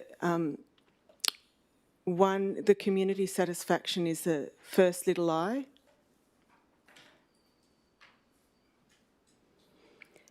The meeting over half the adopted KPIs in the operational plan is the second little I. And the third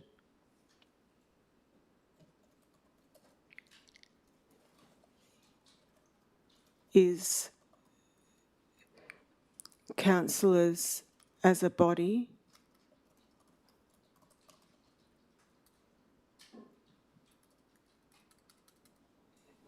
engaging in at least half of the upskilling and training programs, make it individualised upskilling,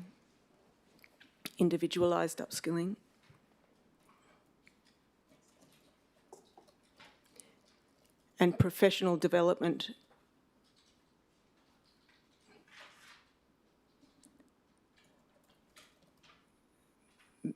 Sorry, if I pause for a moment, just a question to you, Mayor Fitzpatrick. We are engaging in professional development. Each councillor, isn't that in the adopted operational plan somewhere, that we're each having individualised programs for us? Yeah, that's right. Governance, I don't know that I've put that very elegantly, as a body engaged in at least half of their individualised upskilling. Yeah, just leave it at training programs, individual upskilling and training programs, full stop. Okay. Yeah. Can I get a seconder for this? Councillor Moylan, Councillor Champion, do you accept this? Councillor Marshall. I take on board all your points, Councillor Champion, about the need for equity and inclusion and the need for fair pay. I absolutely agree with all of that. We need to be encouraging a diversity of representation, and this is a complex role. When we have an election that is still not till 2028, we have a bit of time to consider this for the next governing body, and in the meantime, have an opportunity to really hold ourselves to account on how we lift our game and drive the performance of this organisation. It is up to us to make sure that we are really holding ourselves to account, holding management to account, and that we've got imperatives on treating each other with absolute respect, because we do set the tone from the top. And when we set the tone from the top and treat each other with respect, we allow each other the full speaking time to make sure that we're including all councillors' representation. When we allow time for councillors to consider, sufficient time for councillors to consider documents within meetings when they request it, so they can make a well-considered and informed decision, as is our obligation under the Local Government Act. And earlier in this meeting, we had two councillors voting against, two or more councillors voting against a 10-minute pause. So I could read something, or Councillor Champion could read something. This is about us meeting community expectations, Councillor Smith, about the standards of our respectful treatment and engagement with each other in a council meeting. We are later on dealing, Councillor Smith, with a notice of motion about what I would argue is a response to the tone that we as a governing body are setting from the top in terms of the culture in this council, how we allow things to be brought to this governing body, the size of papers. Yeah, we have a point of order.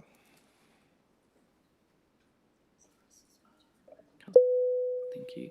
I thought this was about councillor remuneration. I failed to see how Yeah, we're on Councillor, topic. I will get you to get back onto the topic of your... It is about community satisfaction. Point of order, Mr Mayor.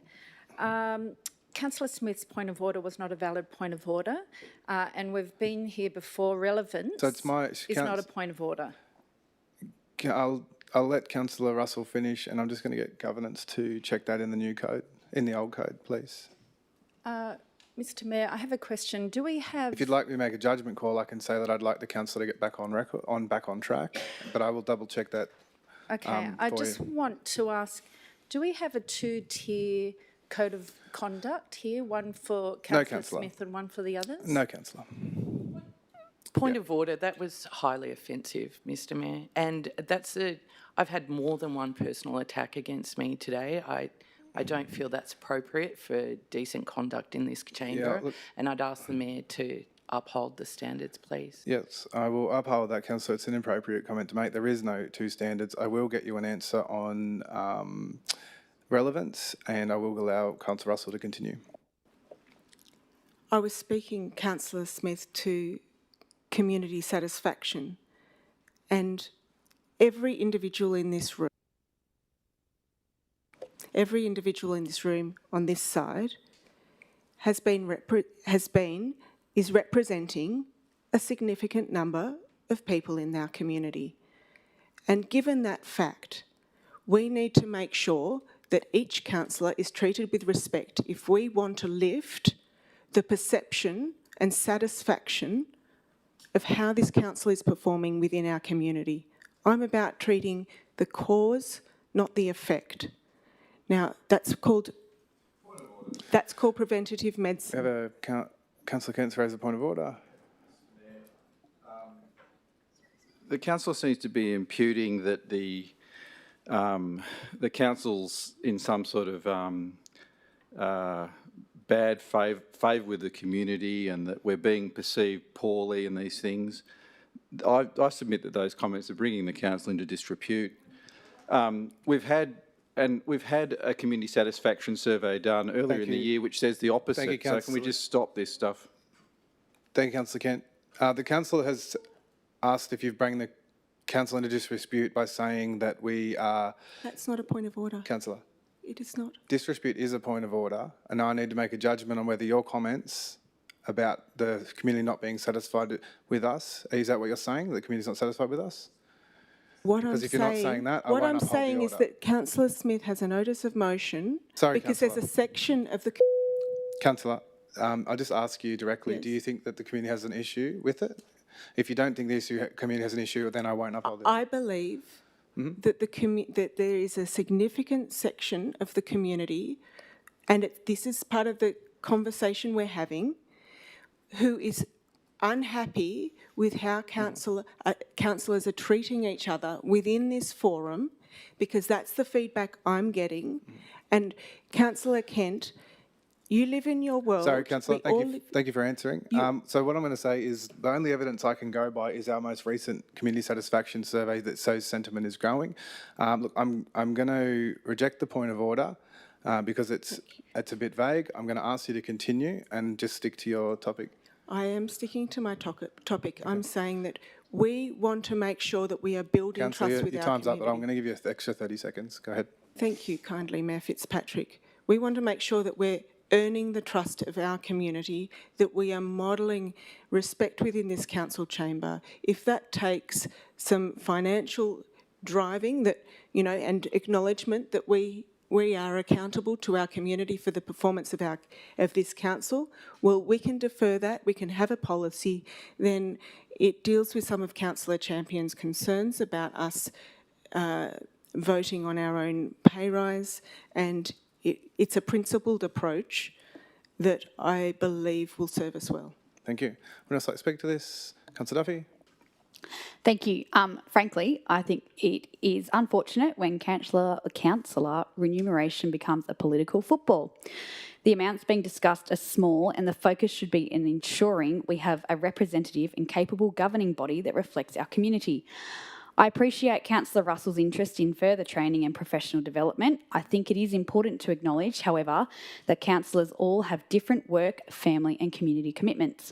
Many of us are balancing council duties alongside employment, business and family responsibilities. Finding the time for additional training can be challenging. In my case, I'm raising 4 children. If Councillor Russell would like to better understand why finding spare hours can be difficult, she's more than welcome to come to my house and witness the daily chaos for herself. Between council work, family life and everything that comes with it, there are some days that simply getting through the day is an achievement, and I know all working parents understand this. Professional development is valuable, but the reality is that not all councillors have the same capacity or flexibility in their schedules. Some weeks are so heavily committed for me that simply keeping up with the basics is a significant undertaking. I know for myself, finding additional hours for training is often easier said than done. In saying that, I do, and I know that many others make a huge effort to upskill themselves, but it may not be claimed back to the ratepayer, but instead absorbed into our own personal budgets. That doesn't reflect a lack of commitment to the role, rather it reflects the competing demands that many councillors face while serving their communities. Thank you. A point of misrepresentation. Go ahead, Councillor Russell.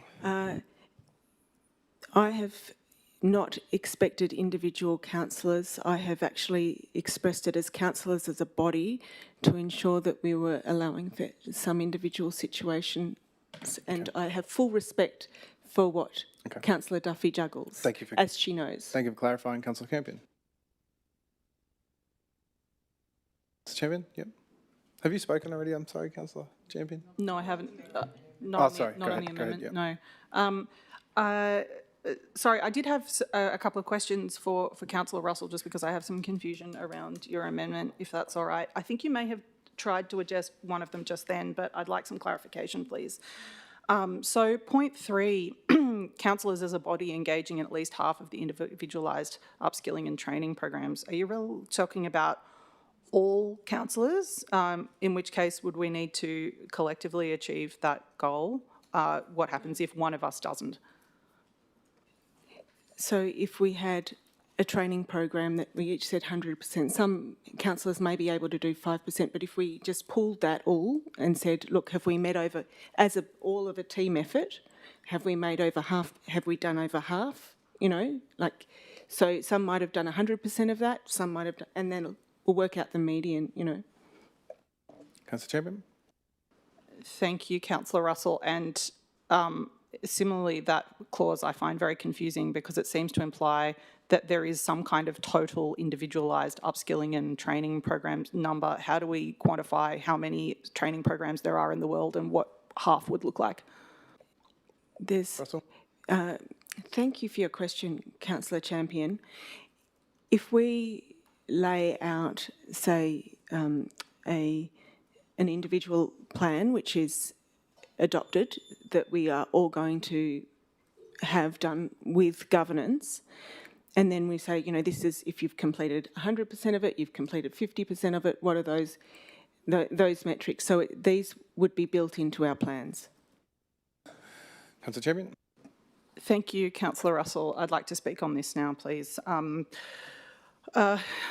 Aside from the fact that I find the language used confusing and I don't think it's something that we can meaningfully vote on, I would like to oppose this amendment. I think in addition to failing to address the systemic problems that I raised earlier in my changes to the motion, I think that trying, and I would like to reiterate Councillor Duffy's points on this, trying to pay our remuneration based on KPIs that are local to our area politicises a process that is designed to be neutral and externally benchmarked.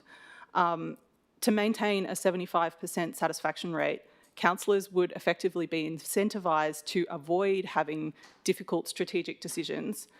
Good governance sometimes requires making unpopular decisions that are necessary for the Shire's long-term sustainability, and this would undermine that process. It also risks undermining the independent integrity of the chamber and replaces long-term strategic merit with short-term populism. I think a satisfaction KPI is an equity failure. Councillors are elected to represent a variety of views, not just the majority. One of us that could be advocating for equity issues for a small minority may never reach a 75% satisfaction rating among the broader population, but as a result, it potentially encourages a monoculture of opinion where councillors are afraid to voice dissenting views for fear impacting on their own remuneration. I also think that the clause about individualised upskilling is potentially, if we're talking about a training budget, then this is potentially spending for its own sake, and trying to use more than half of a training budget is not a necessary item of governance and prioritises transactions over value. So I won't be supporting this. Point of misrepresentation. What is your misrepresentation? When I've said community satisfaction, I find community satisfaction linked to how each of the councillors is performing individually as their role as a community representative. It is not linked to whether it's we have a point of order. the most populist decisions are being made. Point of order, that was a misrepresentation. That was Councillor Champion's view, not a misrepresentation in mine. Mr Mayor, again, an invalid point of order. Could Councillor Smith please state the provision she's alleging Councillor Russell has breached? Councillor is saying that what Councillor Russell is describing is not a misrepresentation. So she's calling into question that it's Councillor Champion's opinion. Well, it's at my discretion. She's asking me to make, the councillor is asking me to make a ruling on whether that is Councillor Champion's opinion or whether you have been misrepresented. Sorry, Mr Mayor, I'll ask again. Could Councillor Smith, in her point of order, please point to the provision that she is alleging Councillor Russell has breached? We've had 3 points of order now. So what I'm going to say is I didn't uphold the point of order, Councillor Moylan. So it's not a point of order because the councillor has asked a question about the relevance and wants me to make a ruling as the chair as to whether it was Councillor Champion's opinion or whether it was a misrepresentation of Ms Russell. So I have not upheld the point of order, Councillor. Mr Mayor, there is no mention of relevance or opinion in the Code of Meeting. Councillor, I'm still here to preside over the meeting, and a councillor has asked me to rule on whether it was Councillor Moylan's opinion or whether Councillor Russell was misrepresented. Now, Councillor Russell's already spoken, but I do believe that it was Councillor Champion's opinion and not a misrepresentation of Ms Russell's words. So we are going to move on. Councillor Kent. Sorry, go ahead. I'm for this motion. Can it please be put? I believe it can be put. Amendment can be put. Governance, I have to do it, because it's an amendment, do I still have to do a motion for it to be put to then put it? Yep, okay. Seconder for that, Councillor Smith. All those in favour for this amendment to be put, Councillor Champion, Councillor Duffy, Councillor Farrell, Councillor Foley, Councillor King, Councillor Smith, Councillor Patrick, Councillor Russell. All those against? And Councillor Moylan, you're abstaining? Yep. Okay, we will now, there's no right to reply to an amendment, so we'll now put this amendment. All those in favour? Councillor Russell, Councillor Moylan, Councillor Duffy. All those against? Councillor Champion, Councillor Farrell, Councillor Foley, Councillor Kent, Councillor Smith, Councillor Patrick. We are now back at the original motion. Would anyone like to speak to this? Councillor Champion, it's your motion, yeah? So you'd like your right to reply and we'll move on? Go ahead. Thank you. I just want to reiterate that this is a skilled role. The community expects it to be a skilled role. They want us to do a good job and we need to attract good people. In the long term, not voting for an increase in remuneration will just further degrade the quality of the role, and we can't do that. So what I'd like to do is for us to call on the state government to value local government and value local democracy, and I think that's what this does. Okay. I'll now put this to the vote. All those in favour? Councillor Champion, Councillor Farrell, Councillor Foley, Councillor Kent, Councillor Smith, Councillor Patrick. All those against? Councillor Duffy, Councillor Russell, Councillor Moylan. That is carried. Next we have item 8.2.3, proposed scope for review of the Section 11 and Section 12 development control plans. Councillor Duffy, you're a mover. Do I have a seconder? Councillor Foley, Councillor Duffy. I have moved this one by accident because I thought it was something else. So I have nothing to say on this one. Okay. Would else like to speak to this? Councillor Russell. I have questions, Go ahead. please. Could we have some explanations from staff about how this has all changed from what previously was? I know it's in the paper, but if you could General Manager. give us a bit of a rundown. Through you, Mr Mayor, Ms Linton, would you like to explain the scope? Thanks. Through the General Manager, so to date, there's been some work already done on our contributions framework. So Council has adopted a new 712 contributions plan and also an amended assessment policy which guides how we assess contributions. So currently Council has a hybrid framework. So we have a range, I think it's 8 711 contribution plans and a 712 plan. The 711 plans haven't been reviewed and require review. So this scope sets out to look at the entire framework and provide an evidence base of what would be the best framework for Council to apply. Do we continue with the hybrid approach that we have and one consolidated 711 plan? Do we just have 711 plans apply to the LGA or 712? So there's a range of factors to be considered. So the scope looks at that. It will have a recommendation about the best approach for this LGA, and then we will prepare that framework. Okay, thank you. Councillor Russell. Will this, is there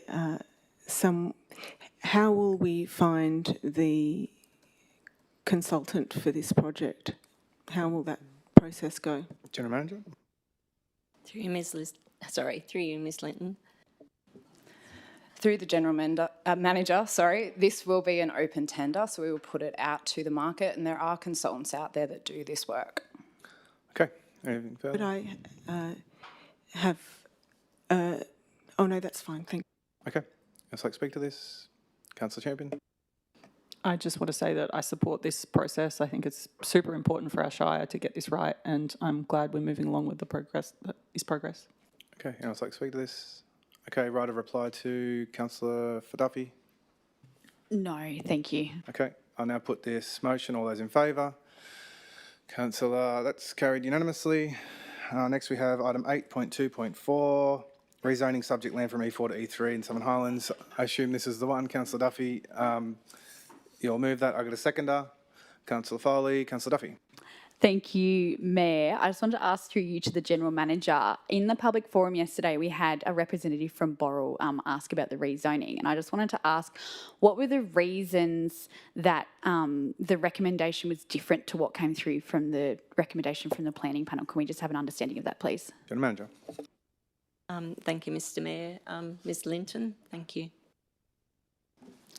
Through the General Manager, so there are other sites within the LGA that are zoned E3, and they are in the Mittagong Town Centre and Moss Vale Town Centre. So those sites suit residential development. And I'll give a bit of history as well as to how it came about that we had these differing land uses from the standard instrument.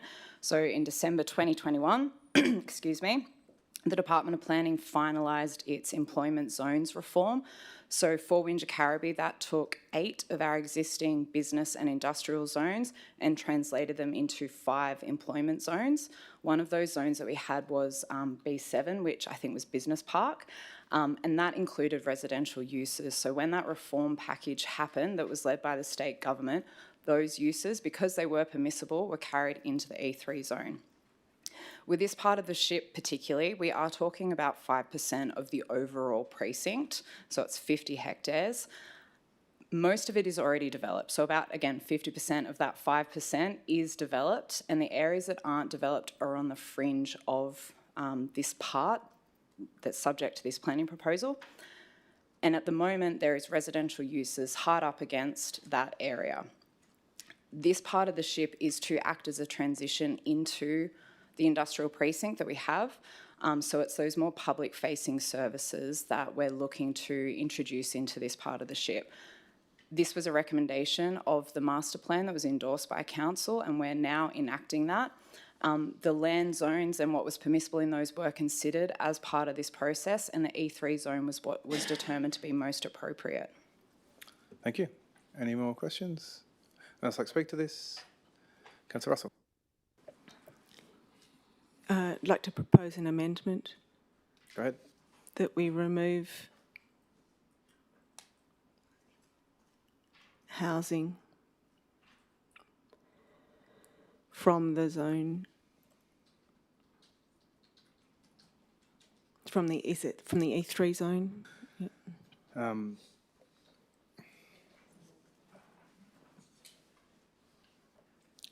So with the following exception. Hang on, Councillor, just double check. Councillor, are we allowed, General Manager, are we allowed to remove housing from the E3 zone? Through you, Mr Mayor, no, and I'll ask Mr McCabe to explain why. Through you, General Manager, Ms Linton touched on the E3 zone being in other parts of the Shire. This planning proposal is site-specific to the mapped area, so you cannot simply use this planning proposal as a tool to delete residential uses from a zone across the Shire. It would have to be a separate planning proposal. Okay, so I can't accept this. Okay, so I'll change it then, that we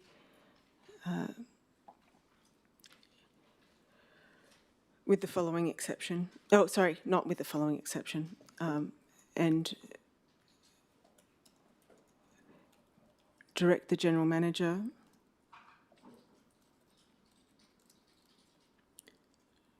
to develop a planning proposal removing residential from the E3 zone in the SHIP.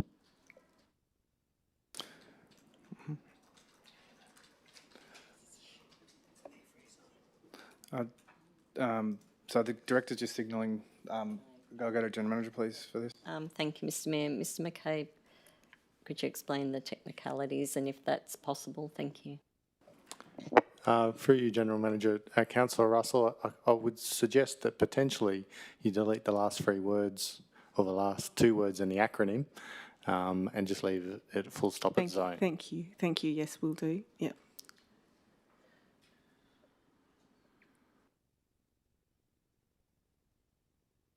Okay.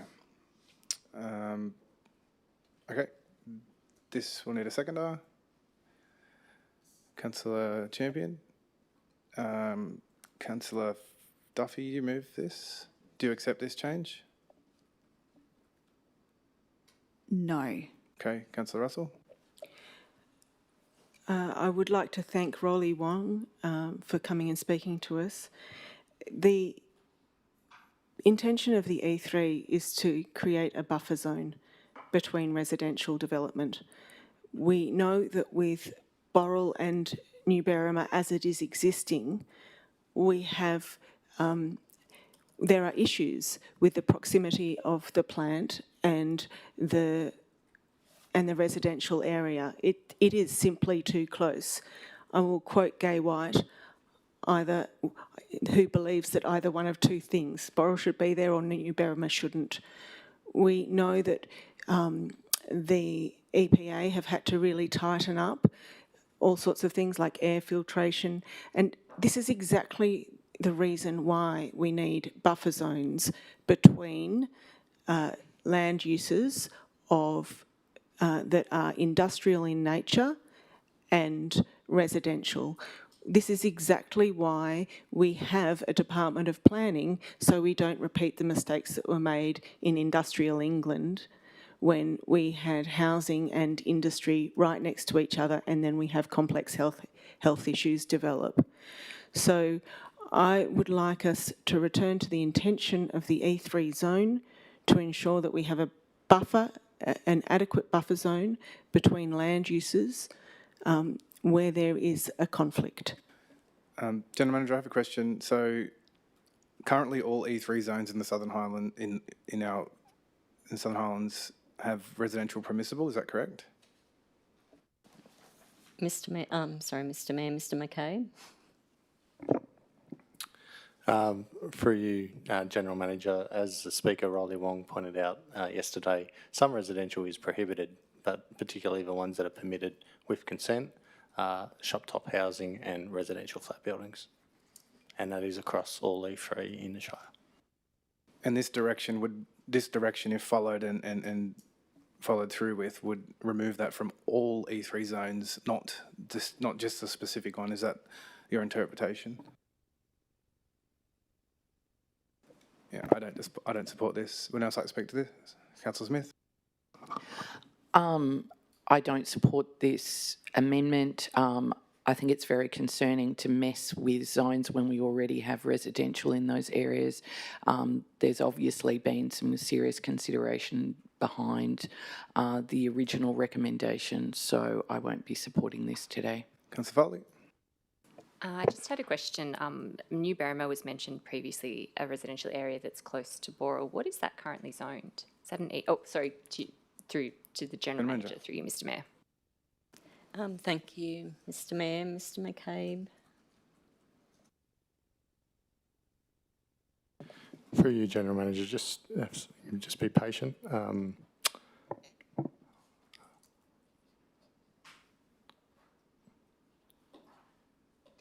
I believe it's R2. I could perhaps, yes. It's. Okay. Would I like to speak to this amendment? Okay, I'll now put this amendment. All those in favour? Councillor Russell, Councillor Moylan. All those against? Councillor Chairman, Councillor Duffy, Councillor Farrell, Councillor Foley, Councillor Kent, Councillor Smith, Councillor Patrick. That is lost. We are back at the, where are we? We are back at, that's the officer's recommendation, is that correct? Just double check. Yep. Okay, would else like to speak to this? Councillor Foley. Just a further question to the General Manager, through you, Mr. Mayor. There are two types of residential accommodation described in the use tables. We have residential accommodation, which is prohibited, and then residential flat buildings, which are permitted with consent. Could we just get a quick description of what the difference between those two types of residential accommodation? General Manager. Thank you, Mr. Mayor. Ms. Linton. Through the General Manager, so residential accommodation is a group term, so it basically covers all residential types, but because those specific uses are called out as being permitted, they're allowed. So essentially residential accommodation covers dwellings, dual locks, those types of development, and they're prohibited. And then within the E3 zone, the residential flat buildings and shop-top housing is permitted. Okay, would else like to speak to this? Okay, I'll now put this motion. All those in favour? Councillor Chairman, Councillor Duffy, Councillor Farrell, Councillor Foley, Councillor Kent, Councillor Smith, Councillor Fitzpatrick. All those against? Councillor Russell, Councillor Moylan. Next we have item 8.2.5, Wingecarry Development Control Plan, Draft Public Exhibition. Do I have a mover? Councillor Foley, you're moving this? I'd like to move it with a change, please. Yep. What did you change? I have sent something through to governance. Have you just checking if that's been received? It was only this morning.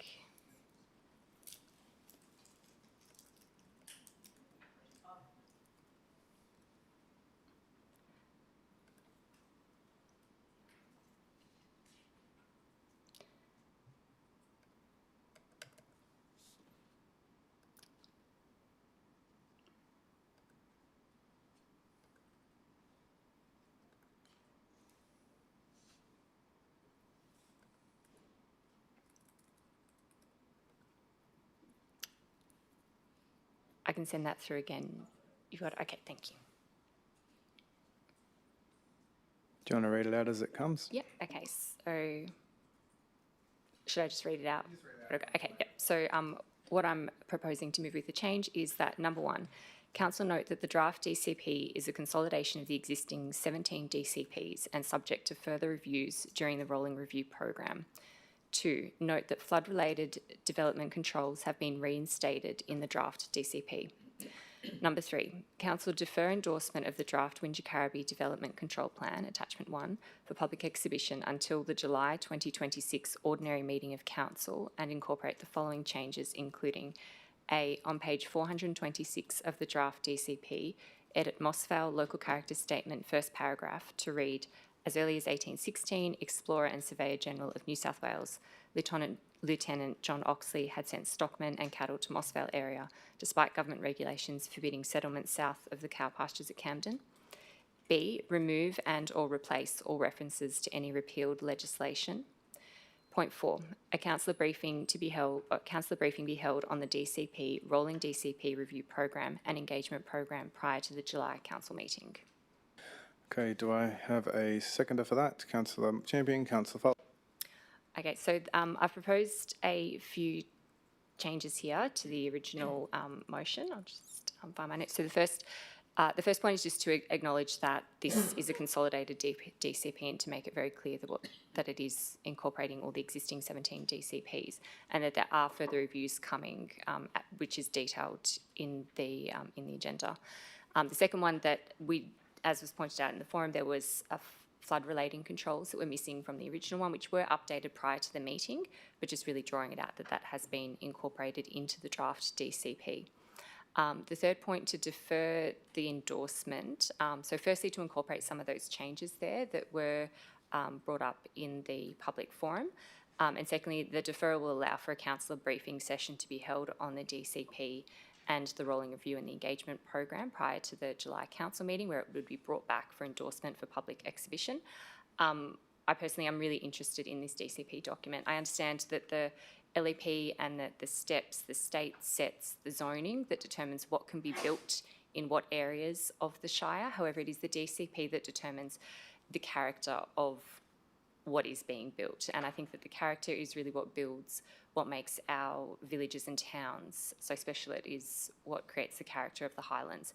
And so the DCP is something that I believe there's so much value in it, and in making sure that this process is something that achieves the goals that we want as a council for the Shire.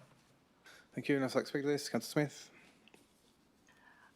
Thank you, Mr Mayor, and thank you, Councillor Foley, for this. I really support the way you've worded it, and I think that there is a lot of interest in the DCP. I think a councillor briefing session would be excellent, and I think that we do know we need more engagement on issues. So I think this is taking the feedback and taking a very serious and important matter and doing something about it. So I thank you for coming up with these options, and I support it. Yep. I'll go Councillor Molan, Councillor Champion. Thank you, Mr Mayor. A question to you, Mr Mayor, and this is a question well documented and asked by many residents. Are you, Mr Mayor, a builder with developer family? No, Councillor. And again, if you have, as I spoke before, I'll read it out again. The Code of Conduct specifies that council must only raise suspected breach of the Code of Conduct through a formal complaint process, and the answer is no. Anyone else want to speak to this? Mr Mayor, just to put it on the record, I'm not alleging anything, I'm just asking And what I've answered you, residents have Councillor. asked. The answer is no. Councillor Champion. Thank you, Mr Mayor. Through you, a question to the General Manager. Under the current Code of Meeting Practice that we are using right now, Clause 4, a councillor briefing to be held on the DCP, would that necessarily be a public one if we were bringing this back to the July 2026 ordinary meeting? General Manager. Through you, Mr Mayor, and I appreciate the question, Councillor Champion, because we've been bouncing between the two codes. So under the now enforced code, under section 3.35 and 2.1, it needs to be open to the public. does not mean public participate in, but it means it needs to be open to. Thank you. Councillor Russell. Thank you. I'd like to propose an amendment that I have just sent through to governance. And I have tabled the Yass Valley DCP. And I would just like to add a point 5, which is to establish a sunset working group with key stakeholders at IAP to collaborate level to bring the draft to a required standard, to help bring the draft to a required standard for public exhibition, comma, and finalise the Wingecarribee DCP post-exhibition to support operational efficiency and financial sustainability.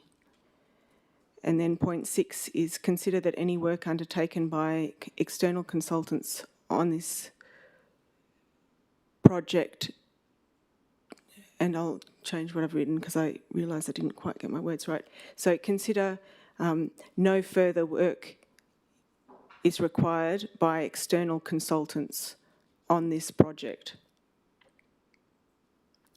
No, so consider that no further work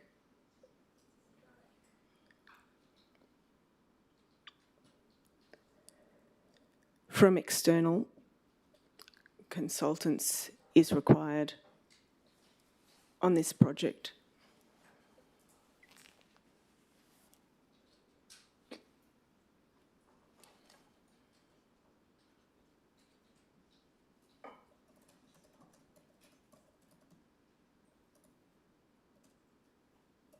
Happy with that wording? Thank you. Do I have a seconder for this? That has lapsed for want of a seconder. We're back at the original motion. Anyone want to speak to this? Okay, I will. So, Councillor Champion, go ahead. Thank you. I think I just want to note the importance of the issues raised in the public forum yesterday. We have been going through, rounds of exhibition with the DCP, and a lot of community members are paying close attention to this because it is such an important document. And some of those community members, and I'll particularly call out Mr. Tristan Ryle, who did a presentation at the forum, have spent a lot of time thinking about the implications of this and how it will affect the built environment of our shire. And this is a really important document. As a result of that, we've also had prior exhibition of the template around the draft consolidated DCP, and during that period, people gave, including some representatives of the Gundungurra community, gave really important feedback on what they expect to see in this document as it's developed. And as a result, I think that the corrections that Councillor Foley is calling for here are at a minimum what we need to do, and I think that there will be important opportunities for community members to contribute to this document in the future. I think it's important that Councillor Foley has noted that this is a consolidation of the existing DCPs, and as a result, any sort of previous errors that have, or I won't say errors, I retract that, previous challenges that we might be facing with the DCPs that we wish that, the reason why we're going through this process in the first place may have been brought over into the consolidated document. And so I support the changes that are proposed by Councillor Foley, and I think that a councillor briefing is very important to ensure that this is at a standard that we feel comfortable with before it goes on public exhibition. And I thank Councillor Foley for her proposal. Councillor Foley. I have a question to the General Manager through you, Mr. Mayor. If we could just get a quick explanation of the rolling review program, what it is and why it exists in that way. Thank you, Mr. Mayor. Ms. Linton. Through the General Manager, it acknowledges that we're currently taking 17 DCPs and 3,700 odd pages down into one document, which is challenging and a lot of work. And with DCPs, sorry, let me restart that. One of the challenges we've found with having 17 DCPs is that doing updates to them is incredibly challenging because they're not currently set out in the same format and structure. So it's not just a simple like copy and paste across all 17. So there's a lot of errors in our current DCPs in terms of referencing repealed legislation, matters like that. So bringing them in, part of the process is to actually get them into one document to rationalise and consolidate it. So not necessarily introduce anything new. There are some new elements to it. We've looked at legislation, we've kept the key controls, and we've had a really extensive internal program to review it to make sure that we are incorporating anything that is required, but it also acknowledges that there's further work to be done. The planning system in New South Wales moves relatively quickly, and having this rolling review program enables us to keep more up to date, and it also acknowledges that there's further work to be done. So for example, Part J, the place-based controls, that has been largely picked up and carried across from our existing DCPs. That requires a lot of work and time to consider to make sure that we are keeping the key elements in there, we're protecting the character of the Highlands, and that requires time. So rather than rushing through it, we want to make sure that we're giving it due consideration. And this rolling review program basically means that within every 5 years, the entire DCP will be reviewed. If we leave it all and try and do it in one go, by the time you get through the document reviewing it, you'd almost have to go back and start again. So it just acknowledges that there is a lot of work. It is resource intensive to do this. So it sets us a program that allows us each year to go back out to the community, check in, address any issues that may be identified through the implementation of it, and get it amended as needed. Would else like to speak to this? Councillor Russell. I've got another amendment then, and I'll just read it out. So point 5 is establish a sunset working group with key stakeholders at IAP2 collaborate level to support the further progress of this draft DCP and rolling review program, and see the process through to adoption.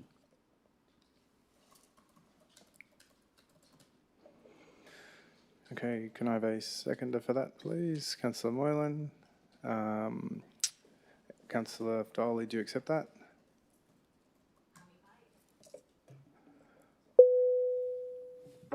If I don't accept it, does it go to debate? Is that correct? Correct. Yeah, I won't accept it, so it goes to debate. Councillor Russell. Thank you. I have tabled the Yass Valley DCP, which provides us with a really good measure of how good we can get when we get this right. I really look forward to streamlining this process for our applicants, for our staff, for just how everything looks, how Wingecarribee Shire Council presents to our community.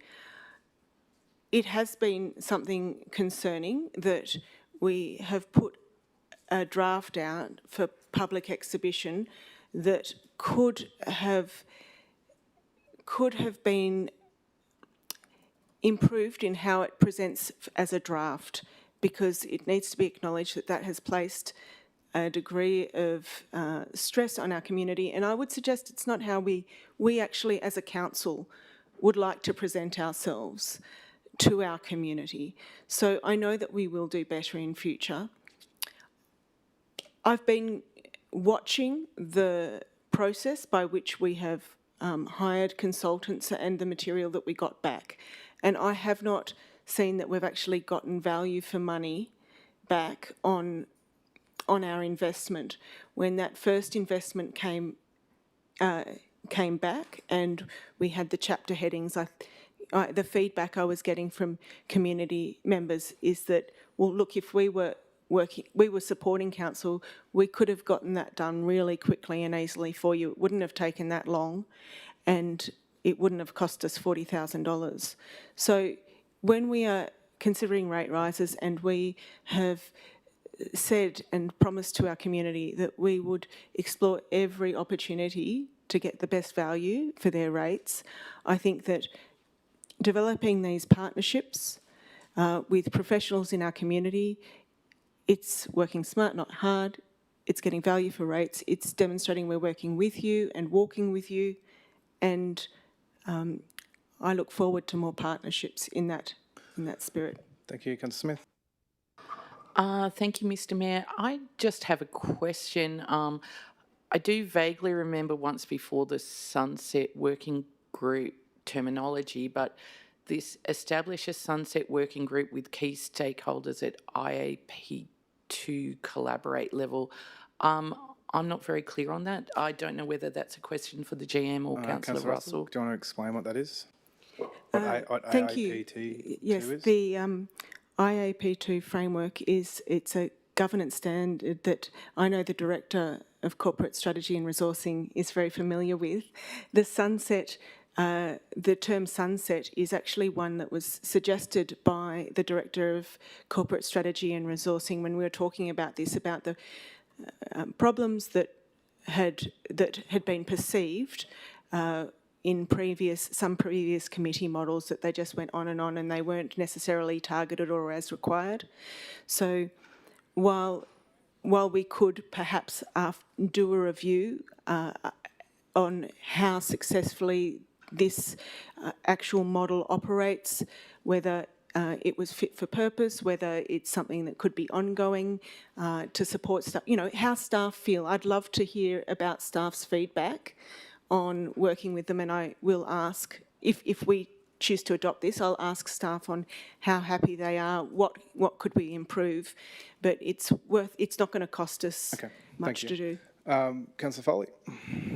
I just have a question. I'm not sure if this will be to Councillor Russell, perhaps to the GM. The terminology used here in this amendment, Sunset Working Group, in the agenda we have in the engagement program mention of a community reference group. And I think maybe perhaps to the General Manager first, just the difference between what a working group or a reference group might be, if there is a difference, maybe there's not. General Manager. Through Mr Mayor, and thank you, Councillor Foley. So as per page 65 in the business paper, what's proposed in terms of the engagement program is a targeted stakeholder workshop and information session, a direct engagement with planning and development industry representatives. Councillors may recall when we commenced this project, there was a forum held in the theaterette, I believe, Mr McCabe, with local planners and people that work in the industry locally to receive their feedback ahead of the project launch. And then the aim is to regroup the people that were there, as well as extend a broader invitation and have that collaborative model which you see in the IAP2 framework. So in my view, I think that the engagement program presented would enable the broad stakeholder input.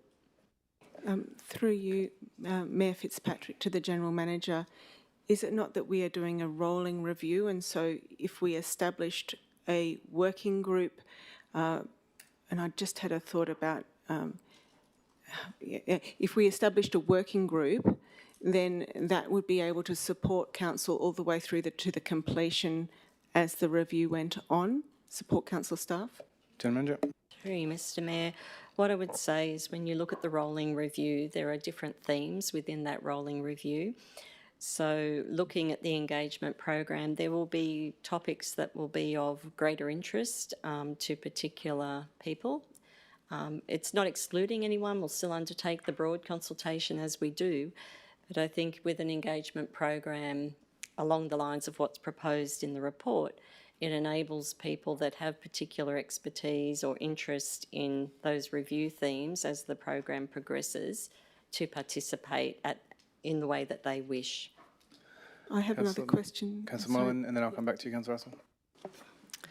Thank you, Mr Mayor. I commend Councillor Russell on this amendment, and I'd like us, Mr Mayor, to not put so much focus on the words like sunset or what type of working group, and rather on the key point here, which is governance.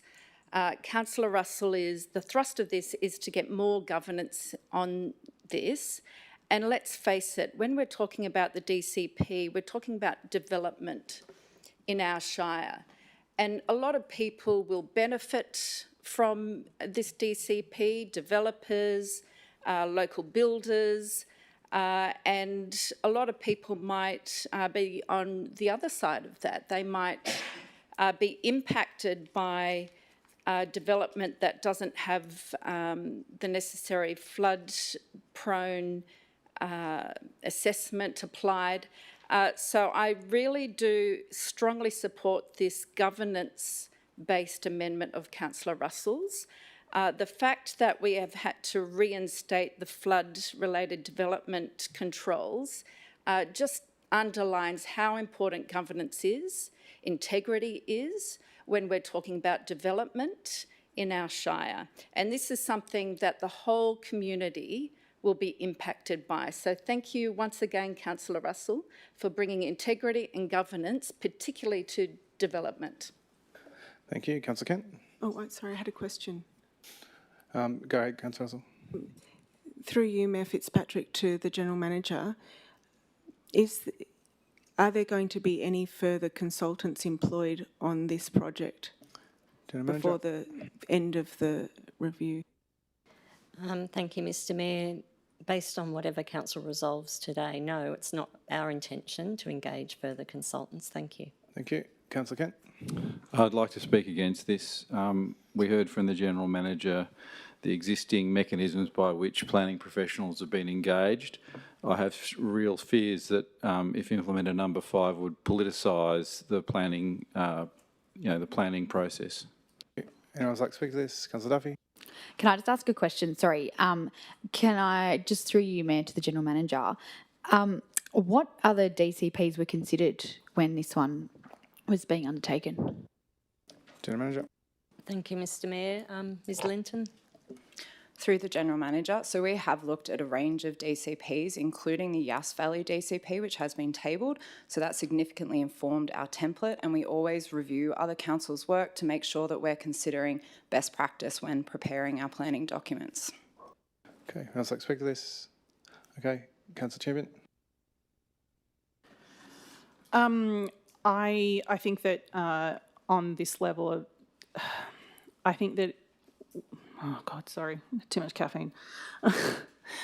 I support collaboration with key stakeholders on this issue. I think that the more support we can get to do this effectively and in a way that is relevant to our local shire is the better, and I think it's appropriate. Okay, who else like to speak? And before that, I'll just clarify. I believe I said I wasn't a builder. I will correct the record. I am a builder. And with that, I will now put this amendment. All those in favour? Councillor Champion, Councillor Duffy, Councillor Moylan, Councillor Duffy. I'll start again. If we can have our hands straight up, please. Councillor Champion, Councillor Duffy, Councillor Russell, Councillor Moylan, Councillor Foley. All those against? Councillor Farrell, Councillor Kent, Councillor Smith, Councillor Fitzpatrick. That is successful. Is that right? Yes? Go on. Yeah. My maths is not very good right now. So now that becomes the motion. Yep, we'd also like to speak to this. Councillor Moylan. Thank you for correcting your answer to my earlier question, Mr Mayor. May I ask again, do you have any developer family? Councillor, again, no, I do not. And it's the last time I'll entertain questions like this. It's inappropriate. I do not, for the record. You happy? Thank you. I'll move on. We'll take the vote. All those in favour? Councillor Champion, Councillor Duffy, Councillor Russell, Councillor Moylan, Councillor Farrell, Councillor Foley, Councillor Smith. All those against? Councillor Kent, Councillor Fitzpatrick. Is carried.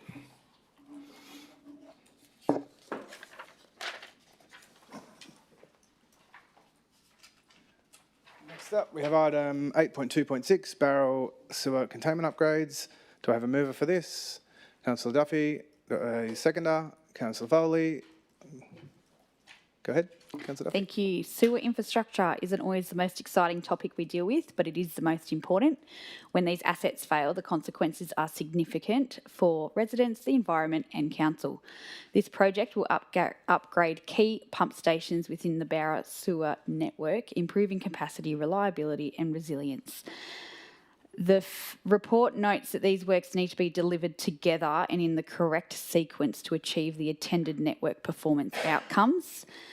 And I just wanted to note that it was a competitive tender process with 4 submissions received, and the officers undertook a detailed evaluation before recommending the preferred contractor. And this is exactly the sort of investment that we should be making to maintain and upgrade essential infrastructure before problems arise rather than waiting for failures to occur. So I commend the officers for their work and support the recommendation. Okay, anyone else speak to this? Councillor Russell. I've got, through you, Mayor Fitzpatrick, a question to the General Manager. When was the upgrade process for Bowral initially meant to have been completed? General Manager. Through you, Mr Mayor, just for clarity, Councillor Russell, if you could assist me, are you talking about the Bowral sewer containment upgrade or the Bowral sewer treatment plant? The Bowral sewer treatment plant. In relation to the Bowral sewer treatment plant, Mr McAllister, could you provide that advice? Thank you. Through you, General Manager. Yes, the Bowral sewer treatment plant was due to be completed this financial year. Throughout the construction period, it has been affected by significant weather delays, which has caused impact and delayed that construction. It is currently nearing completion. Through you, Mayor Fitzpatrick, to the General Manager, when is the expected timeline for completion? General Manager. Through you, Mr Mayor, I believe we're looking at the end of this, July, Mr McAllister, weather permitting, Councillor. Okay. Thank you. Okay, Councillor Moylan. Thank you, Mr Mayor. Question to the General Manager. We were just advised 6 days ago of the 30 to 40% adjustment in the budget due to the fuel increase. Does this tender include that 30 to 40% increase or exclude it? General Manager. Through you, Mr Mayor, Mr McAllister. Through you, General Manager, the best way to answer that is that it doesn't include it or exclude it. It is an actual tendered price. Okay, thank you. Anyone else like to speak to this? Okay, I now put this motion. All those in favour? That is carried unanimously. Item 8.3.1, Development Assessment. Councillor Kent, you'd like to move this? Okay, I get a seconder. Councillor Duffy. Councillor Kent. I'd just like to start with a couple of questions to the General Manager through you, Mr Mayor, please. Can the General Manager please provide a short verbal summary of this month's report in terms of progress or otherwise, and then please address any potential roadblocks to Council achieving its goal to exceed the New South Wales percentage of average being determined within the Minister's respective timeframe by September 26. Thank you. General Manager. Thank you, Mr Mayor, and the stats speak for themselves. I think what the Council can see on the paper is, again, consistent improvement and in a positive trajectory. I'll ask Mr McCabe to provide the councillors with a summary, and then also if there are any roadblocks that he can foresee. Through you, General Manager, I draw the Council's attention to page 1679 of the attachments, which has the routine dashboard that you receive at every ordinary meeting once the Council League table stats are dropped. Our target is the New South Wales target to exceed that, which is currently 71%. For the month, we were 74. That continues the trend of recent months. I think maybe 4 out of the last 5 months we've exceeded the state average. For the month as well, our average assessment days is a record low, 106 days, 1 day off the Minister's expectations. So when you actually look at the 106 days and you look at the fact that 26% of our DAs that were assessed still didn't meet the minister's expectations, there were a lot of, sorry, there was 74% that were probably well under the minister's expectations. Anyway, that's a month. Looking at the year, again, record low, 174 days. That's the lowest we've been, okay? We have one more month for this annual council league table clock, and it resets at 1 July. You have a goal. The goal is September, you have an action plan, and you have a minister-adopted action plan.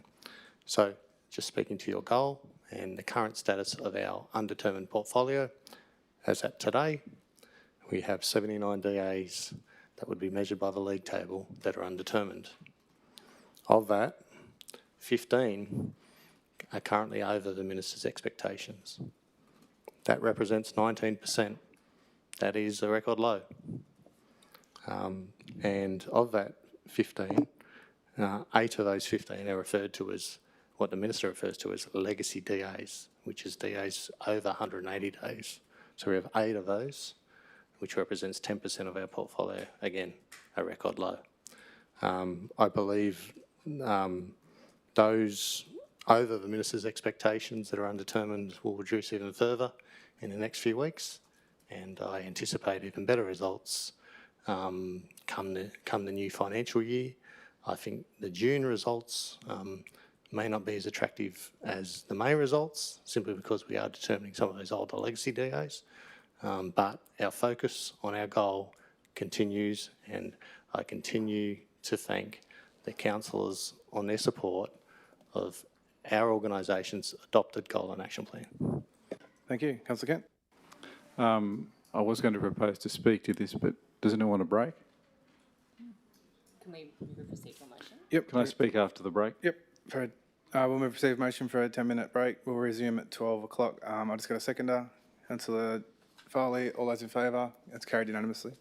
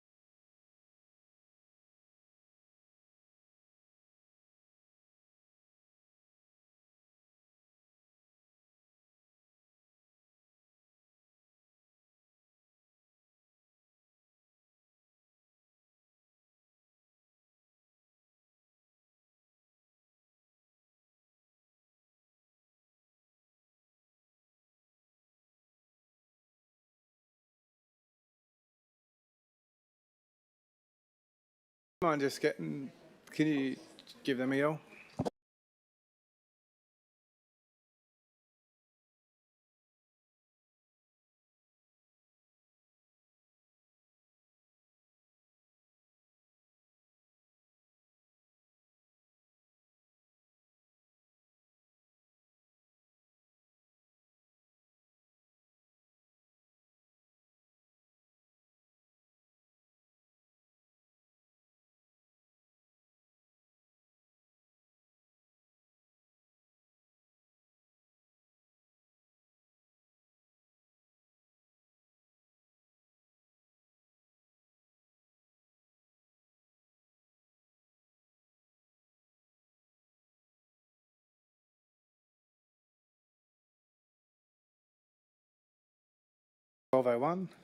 We're in the middle of the development assessment progress, and Councillor Kent had a question, I believe.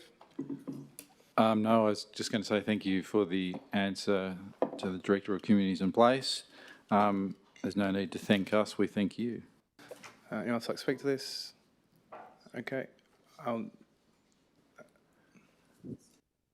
was hoping just to speak now other than ask my questions. Yep. Hopefully today we can clear up some development-related items that were raised in the last meeting. In the May meeting, when discussing development assessment progress, Councillor Russell stated, members of our community who are living like refugees in sheds and in tiny homes, about to face another Southern Highlands winter as they wait weeks, months, years for us to resolve a Section 68 approval so they can get a construction certificate. Councillor Russell went on, I've got two mums in Bundanoon who talk. One's living in a tiny home. Her 10-year-old child has grown up for the last 2 years in a tiny home, and she's still waiting for, guess what? Our Section 68 approval. She's got that, but apparently they've got to check, double check, triple check in before she gets a construction certificate. She's in a tiny home. She's been there for a couple of years. I've got another one who's in a shed. Councillor Russell, in speaking to today's Development Assessment Progress Report, or this item, can you please provide an update on these items, including any outstanding actions on Council? Thank you. Councillor Russell. Thank you, Councillor Kent. Through you, Mayor Fitzpatrick, I really appreciate your care for these mums because I see them most days. I have kept tabs on it because one of the mothers is having, the marriage is having problems because of having been in the shed and just the stress of the process, and the other mum in the tiny home has just the extra money spent on consultants that they didn't expect has been quite arduous for the family as well. It's another financial strain, and actually one of the mums is an architect and so has actually been able to support her. And I did check the other day and they hadn't heard back yet about their construction certificate, which is through another firm like as in they've got someone who's representing them, and they didn't want any, I don't know how many people are in similar situations, and just because I know these two women, I don't want preferential treatment given to people I know, so I haven't responded to further inquiries about their specific details because I know that council have a list, and I don't want anyone to be raised up just because they might know a councillor. I think everything's got to be fair, and thank you for your care. Okay, who'd like to speak to this? Councillor Mott. Thank you, Mr Mayor. I thank Councillor Kent for raising the Section 68 matter, and I would like to, my door is always open, Mr Mayor, for councillors to join me and yourself to go and meet residents face to face who are experiencing great and very difficult circumstances because they're waiting for a Section 68. So I would invite Councillor Kent, Councillor Smith, all of us to come join me and meet the families on Mittagong Street, Bowral, who are currently suffering from raw sewage in their backyard. They cannot flush the toilet when they want to, and this has been going on for 18 months.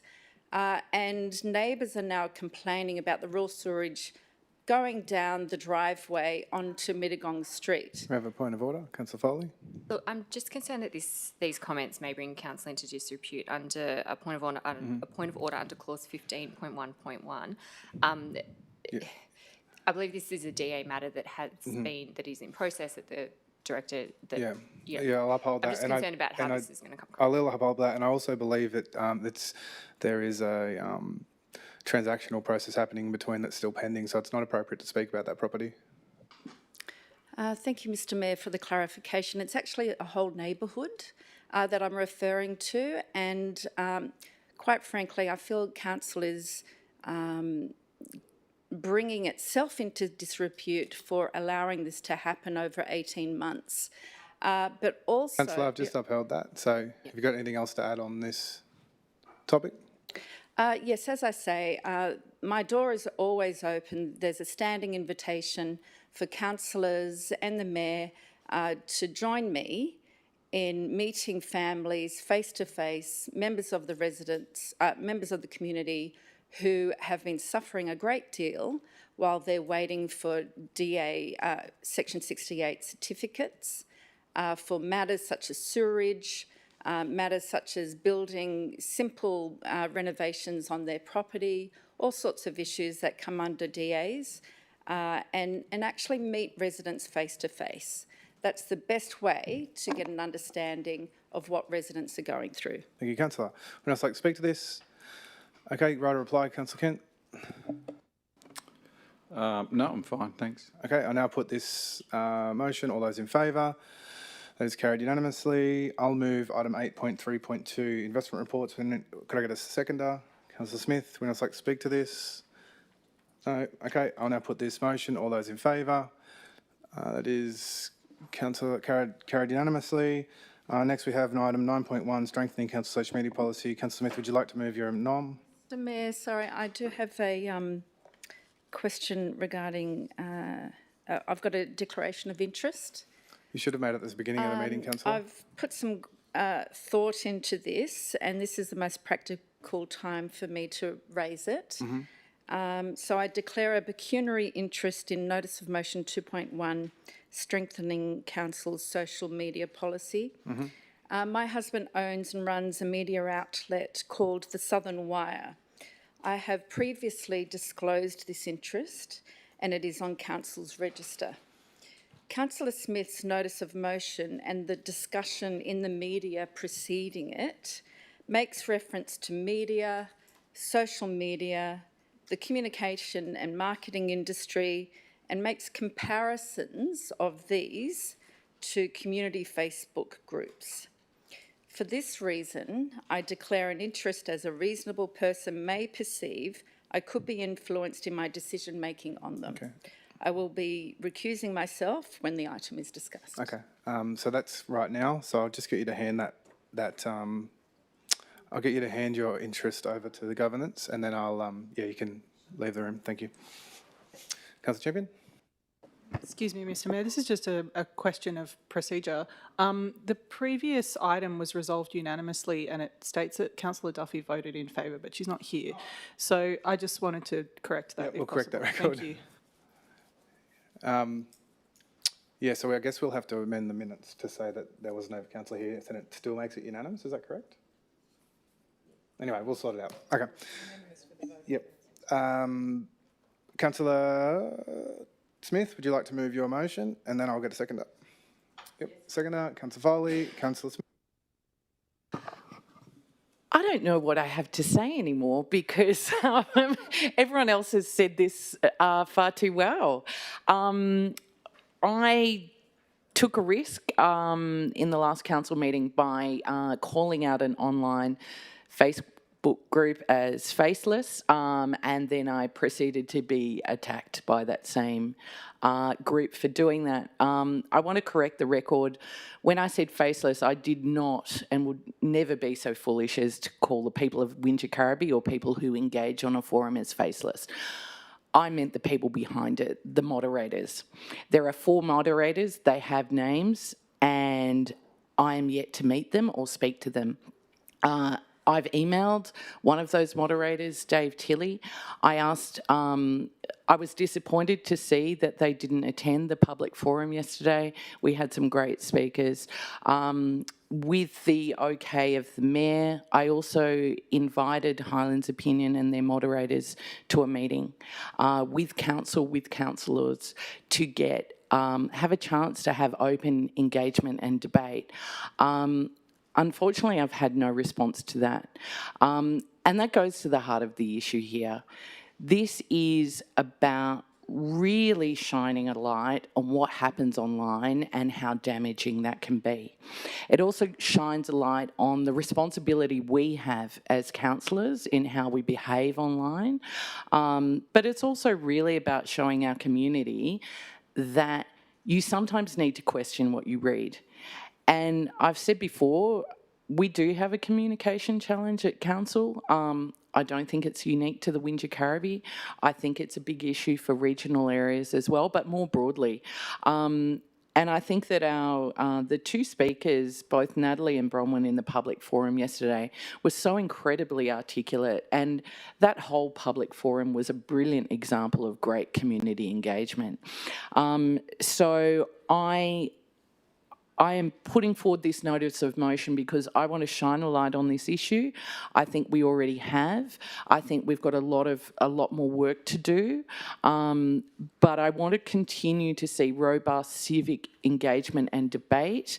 And I really commend this motion to you. Thank you. Want to speak to this? Councillor Champion. Thank you, Mr Mayor. I want to thank Councillor Smith for bringing this conversation into the chamber. I think that regardless of the vote today, the conversation that we've had around it over the last week, including on social media and some of the places that have been criticised, have been really interesting, really valuable. I think that questioning the way that council interacts with the community, the way that the community is hearing information, the issues around the false binaries that are presented. Unfortunately, every month when we come in here, we are asked to make binary decisions. And so many of the way that our decisions are presented in social media forums indicate that there are simple answers to things and simple binaries. But the truth, as Natalie Swainston mentioned in the forum yesterday, is that there is so much complexity in what happens here in this room that doesn't necessarily get reflected in those conversations. And I think that this has created an opportunity for us to discuss some of that complexity and to question the populism and the oversimplification of what's happening in local government. And that can only support better decision making and better transparency and better communication with the community. I've thought about whether or not to disclose particulars, but I think I'll speak generally here when I say that I have been genuinely surprised when I've had conversations over the last couple of weeks with members of the Southern Highlands Greens, people that I know who are progressive voices in the community who care about social impacts, environmental impacts, climate change, things that I frequently interact with people on and ask them about. The number of people that have said that they have had comments deleted, have been blocked, have been banned, is absolutely huge. I would say that at least a third of the people I've asked about this have said that they have had some kind of comment deleted. I think the manufacturing of artificial community consensus on some of the issues that we discuss in this chamber is it's a real challenge that we have to deal with in our area. And as has been pointed out, not just here, but in many local government areas and all across the world, this is a real global challenge that we're facing. Having said that, I think that the problems that we're facing are so deeply cultural. I don't think this is something that we can solve with a social media policy. And so with the greatest respect for the conversation that you've raised and the importance of maintaining that conversation and thinking about how we can improve transparency, improve accountability, improve the communication that we have with our community, improve the conversations that our community has around council issues, and how we can elevate genuine diversity of opinion, I won't be supporting your norm today. So thank you. Okay, Councillor Russell. I found a Robbie Burns poem that appeared to have some merit and align with some of the sentiments I want to express. It's to a louse on seeing one's lady's bonnet at church. Oh, would some power with vision teach us to see ourselves as others see us? It would from many a blunder free us, and foolish notions, what airs in dress and carriage would leave us, and even devotion. I concur with Councillor Champion's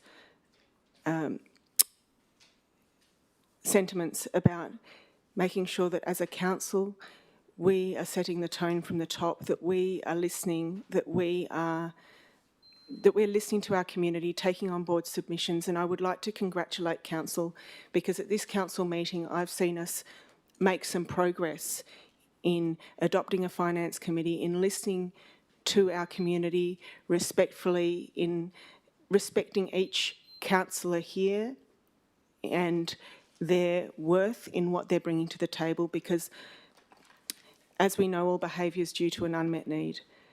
When people ask me how do I cope in the contentious and fractious environment, I say, well, I stick to principles, not personalities, because if I know that my decisions are grounded in principles, then we're all responsible for our own feelings, and that helps keep me strong. So I'm just saying how I manage in this situation.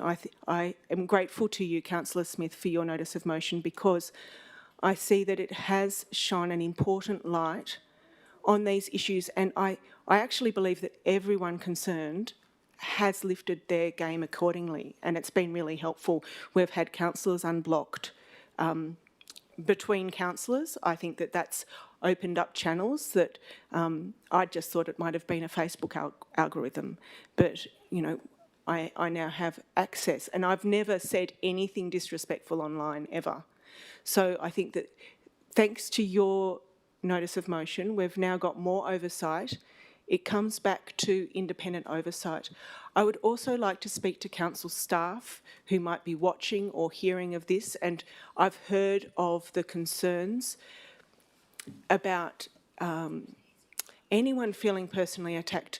And I want to express that if I am engaged in robust discussion, holding management to account on the performance of this council for our community, that is not an attack on any staff member. We support the role of staff. As I said at the last meeting, I commend everyone working for this council. I can see it's a challenging job. I'd also like to express how I know what it feels. Thank you, Councillor. Half a minute more, please. Half a minute more. You need a procedural motion? I'd like to move a procedural motion that I get 30 seconds more. There's lapse one of a seconder. Sorry, Erin. I called it. I'll move a procedural motion that I get 40 seconds more. Could I get a seconder? I'll only take 20. Thank you. Thank you. Councillor Foley, all those in favour of that? Councillor Champion, Councillor Duffy, Councillor Russell, Councillor Foley, Councillor Kent, Councillor Smith, all those against? Councillor Farrell, Councillor Kent, Councillor Fitzpatrick, 40 more seconds.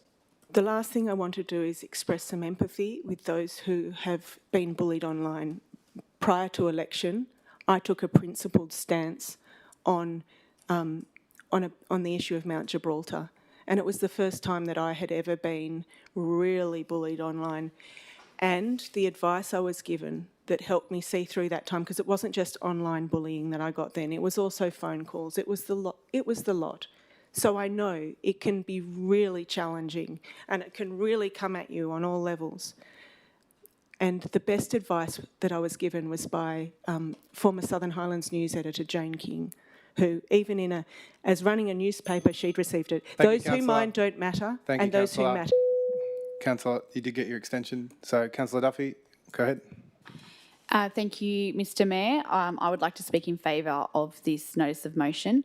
Anonymous online behaviour has real-world consequences. I'm part of the generation that saw the rise of social media from the beginning. Since those early days, we've witnessed a decline in respectful public discourse and a rise in people who are willing to say things from behind a keyboard that they would never say in person. We have campaigns like Do It for Dolly Day to raise awareness about the devastating impact of bullying, yet in 2026 we see grown adults directing abuse and personal attacks at other adults online, and too often it is dismissed as just politics. I want to bring our attention to the Kelly family, a local Southern Highlands family whose story, after years of relentless bullying, took his own life. Through unimaginable grief, the family channelled their loss into positive change and advocacy. The Stay Kind Foundation honours the memory of Thomas and Stewart and promotes kindness, respect and inclusion. Their story reminds us that words and actions matter. Bullying is not harmless. The effects can be profound and long-lasting, and the damage is often invisible until it is too late. Politics is not an excuse for poor behaviour. If we want integrity in politics, we must also demonstrate integrity in how we treat one another.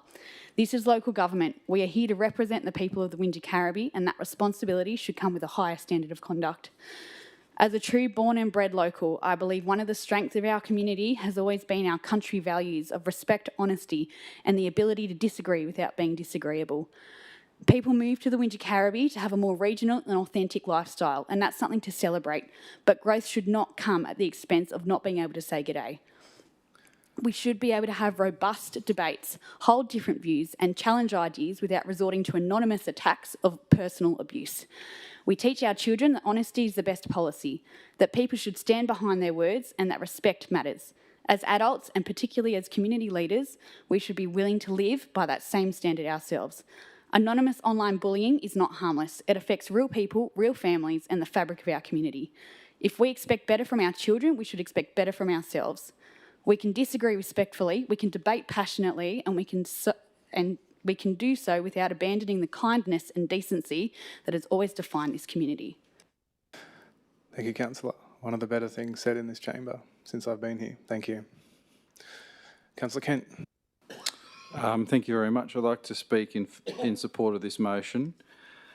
We've heard in the public forum yesterday and some of the discussion today that what goes on on some of these forums is just cut and thrust, and frankly that is sad. Context needs to be understood. Some of these and I'm really speaking mostly to the staff of the Wingecarribee. Some of these Facebook platforms just seem to exist to bag council, and when we have prominent Facebook pages that don't disclose who runs them, you need to ask who may be writing the content, what their background may be, and whether they were indeed formally employed by the council. Most of you would have received last Friday's Your Shire e-newsletter. The newsletter contained two fantastic stories about local success at council. One was the award for the excellent Murrawall 4K play space, which we all know about in this chamber and have had many compliments about in the community. And then another one about some of our management success at a regional management challenge for local government. And I think I've seen the plaque out there. These are great stories. But have you heard anything about them on these local social media sites? Of course you haven't. Why not? Because council success, which is really just stories of local people doing well, doesn't sit with the agenda of the unknown people who have set up these sites. Running stories that reflect well on council. We just can't have that. Don't get me wrong. I'm not complaining. This is the world we're in. I think it's a sad state of affairs, but it's the world we're in. I just don't regard the media on these, the material on these sites as anything close to actionable journalism, and I'm pretty sure most of the people in this Shire agree with me. Incoming.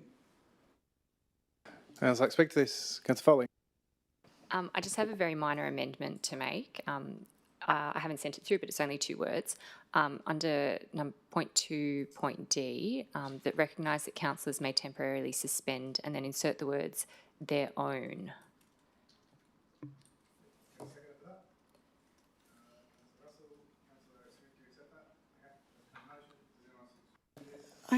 I have a question through you, Mayor Fitzpatrick.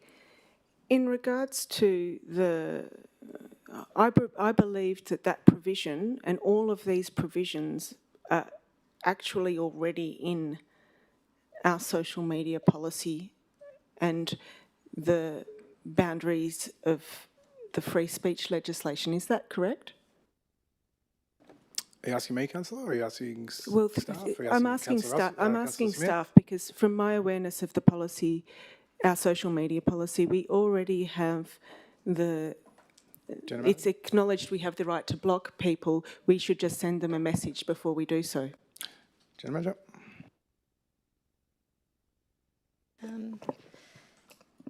Thank you for the question, Councillor Russell. Ms Jones, thank you. Councillor Russell, the amendments that are being proposed to the policy actually strengthen and go beyond what is actually in our policy. Okay. Through you, Mayor Fitzpatrick, could the Director of Corporate Strategy and Resourcing outline how it expands our ability to already, we can block people already, so what's the addition? General Manager. Thank you, Mr Mayor. Given it's Councillor Smith's notice of motion, Councillor may wish to respond to you, Councillor Russell, and Ms Jones may be able to supplement that. Thank you. Thank you, and I don't have a copy of the existing one in front of me, so excuse me, but the intent here is basically strengthening. So it's not creating a new policy, it's strengthening, and it's learning from, I've looked at other areas and other councils. Glen Innes is one example. They not only have a strong social media policy, they actually have a broader framework that deals with this issue, which is really talking about psychosocial health and work health and safety. Ms Jones, through the General Manager, may wish to comment more specifically, but that's the intent here. Through you, Mayor, to Councillor Smith, would you consider an amendment that really, because to simplify the social media policy, to just focus on positive things of what you can do? So, Councillor, if you have an amendment, move your amendment. If the councillor wants to move an amendment, the councillor will move an amendment. So okay. We're getting late in the day, so if you could just decide if you're doing that or not. Yes, I'd like to propose an amendment. Okay, what are the words?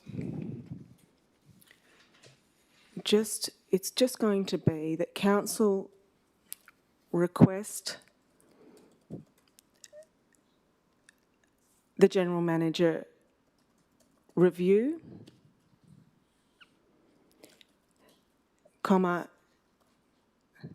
simplify and update Council's social media policy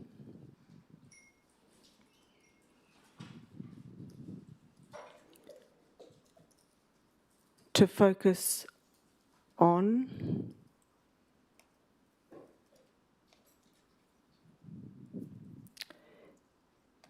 the positive engagement practices that it seeks councillors to demonstrate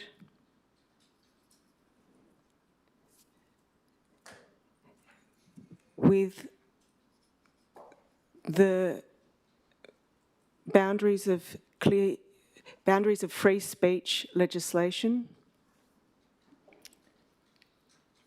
clearly outlined. Full stop, and then get rid of everything else. Okay. And receive a report back, sorry, not 6. Yeah. Okay. Do we have a seconder for that? That has lapsed for want of a seconder. We're back at the motion. Would else like to speak to this? Right of reply, Councillor Smith.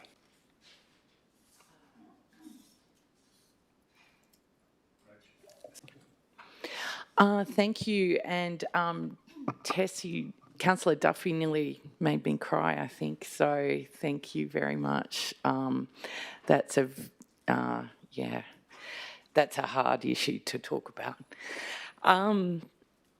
I just want to say that before, I'd been thinking about this sort of thing for a long time, and it's an issue that's been really concerning me.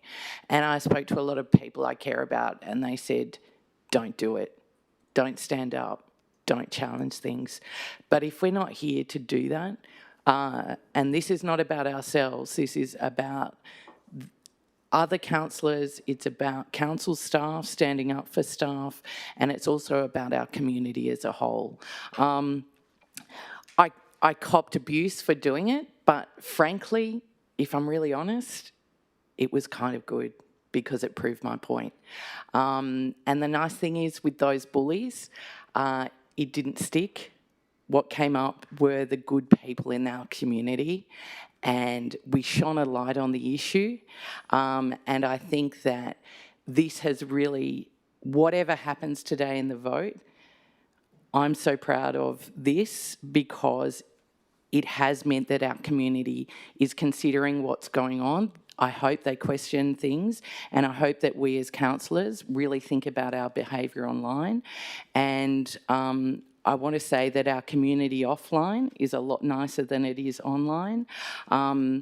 And I really, for any of those councillors and council staff, and I really want to speak to the Mayor and the General Manager particularly, you have had to take the brunt of so much online, and I apologise for that on behalf of the community. I think we're better than that, and I think this debate has enabled us to do what we're here for, which is good civic leadership and debate. So thank you.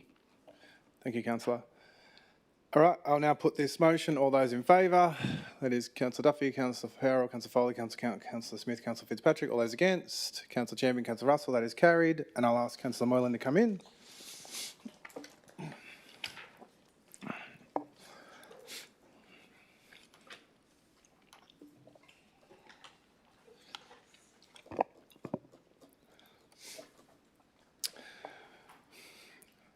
Next we have item 9.2, Councillor Rates notice. Councillor Russell, would you like to move your motion? Yes, thank you. Can I get a seconder for that motion, please? Councillor Duffy.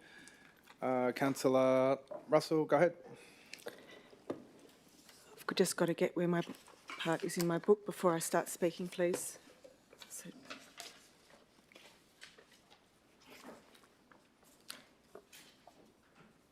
I'm referencing, once again, from the Analytics for Leaders, and Dr. Nicholas Fisher is an expert in stakeholder management. And in the preamble on practical aspects of managing stakeholder value, it talks about relationships are sustained if the partners to the relationship remain in contact.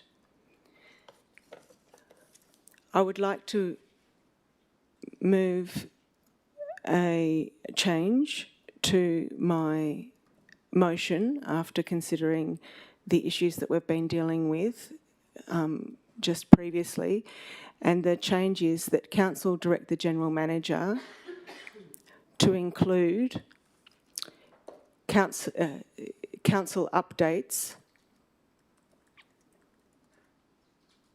and communication to the community about public exhibition periods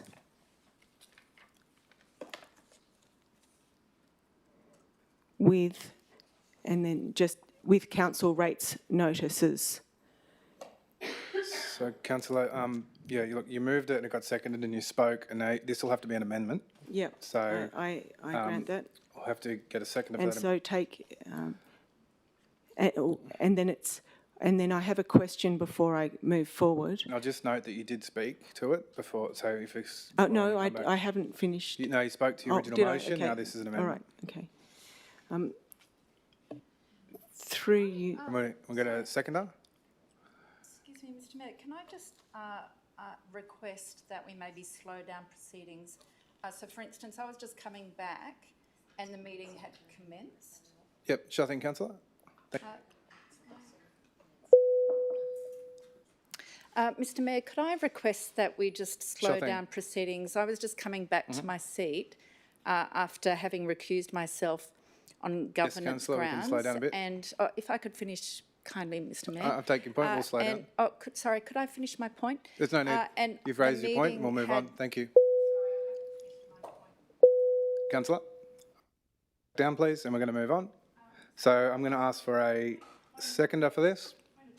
Yes, what's your point of order, councillor? Thank you very much. I consider you to be bullying. I don't. I'm trying to Yeah. finish my... Yeah, Sorry, councillor Smith, we've had so we'll deal with your point of order. I don't consider myself being a bully. Okay, Councillor so, Smith. Mr Mayor, it's my point of order. Councillor, I'll just recall you back to item 6.9, when the chairperson rises or speaks during a meeting of council. Any councillor speaking must cease speaking, and if standing, immediately resume their seat. You've asked me clearly to slow down, and I'm happy to do that for you. There's no provision for you to extend on that. I heard you. That's what we'll do. We've had a point of order from councillor Smith.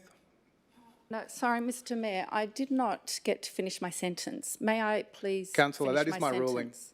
That is my ruling, councillor.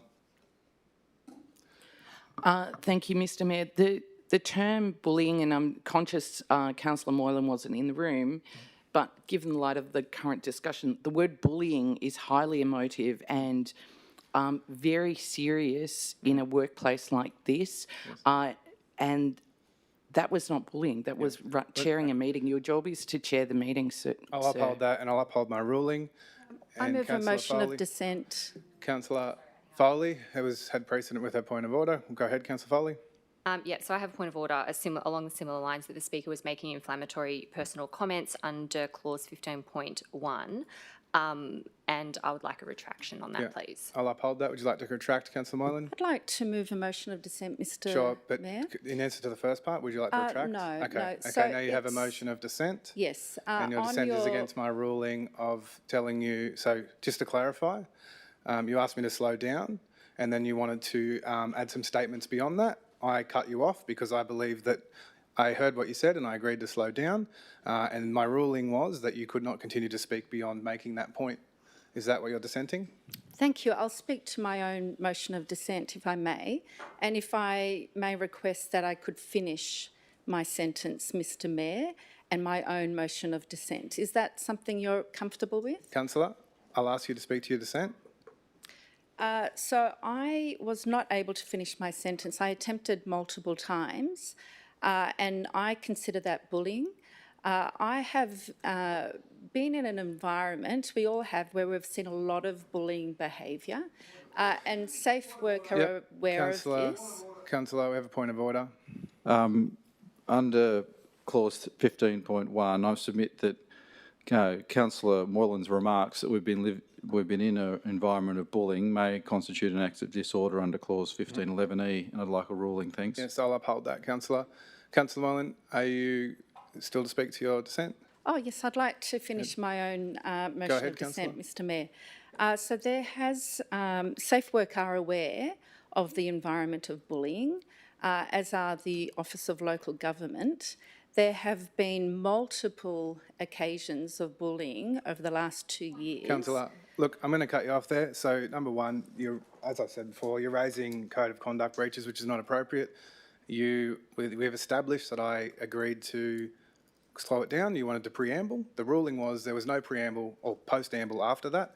We are moving on. I'll now put this dissent to the vote. All those in favour of the dissent? Councillor Russell, Councillor Moylan, all those against? Councillor Chairman, Councillor Duffy, Councillor Farrell, Councillor Foley, Councillor Kent, Councillor Smith, Councillor Patrick. We will move on. if I could just get governance to see where we're at.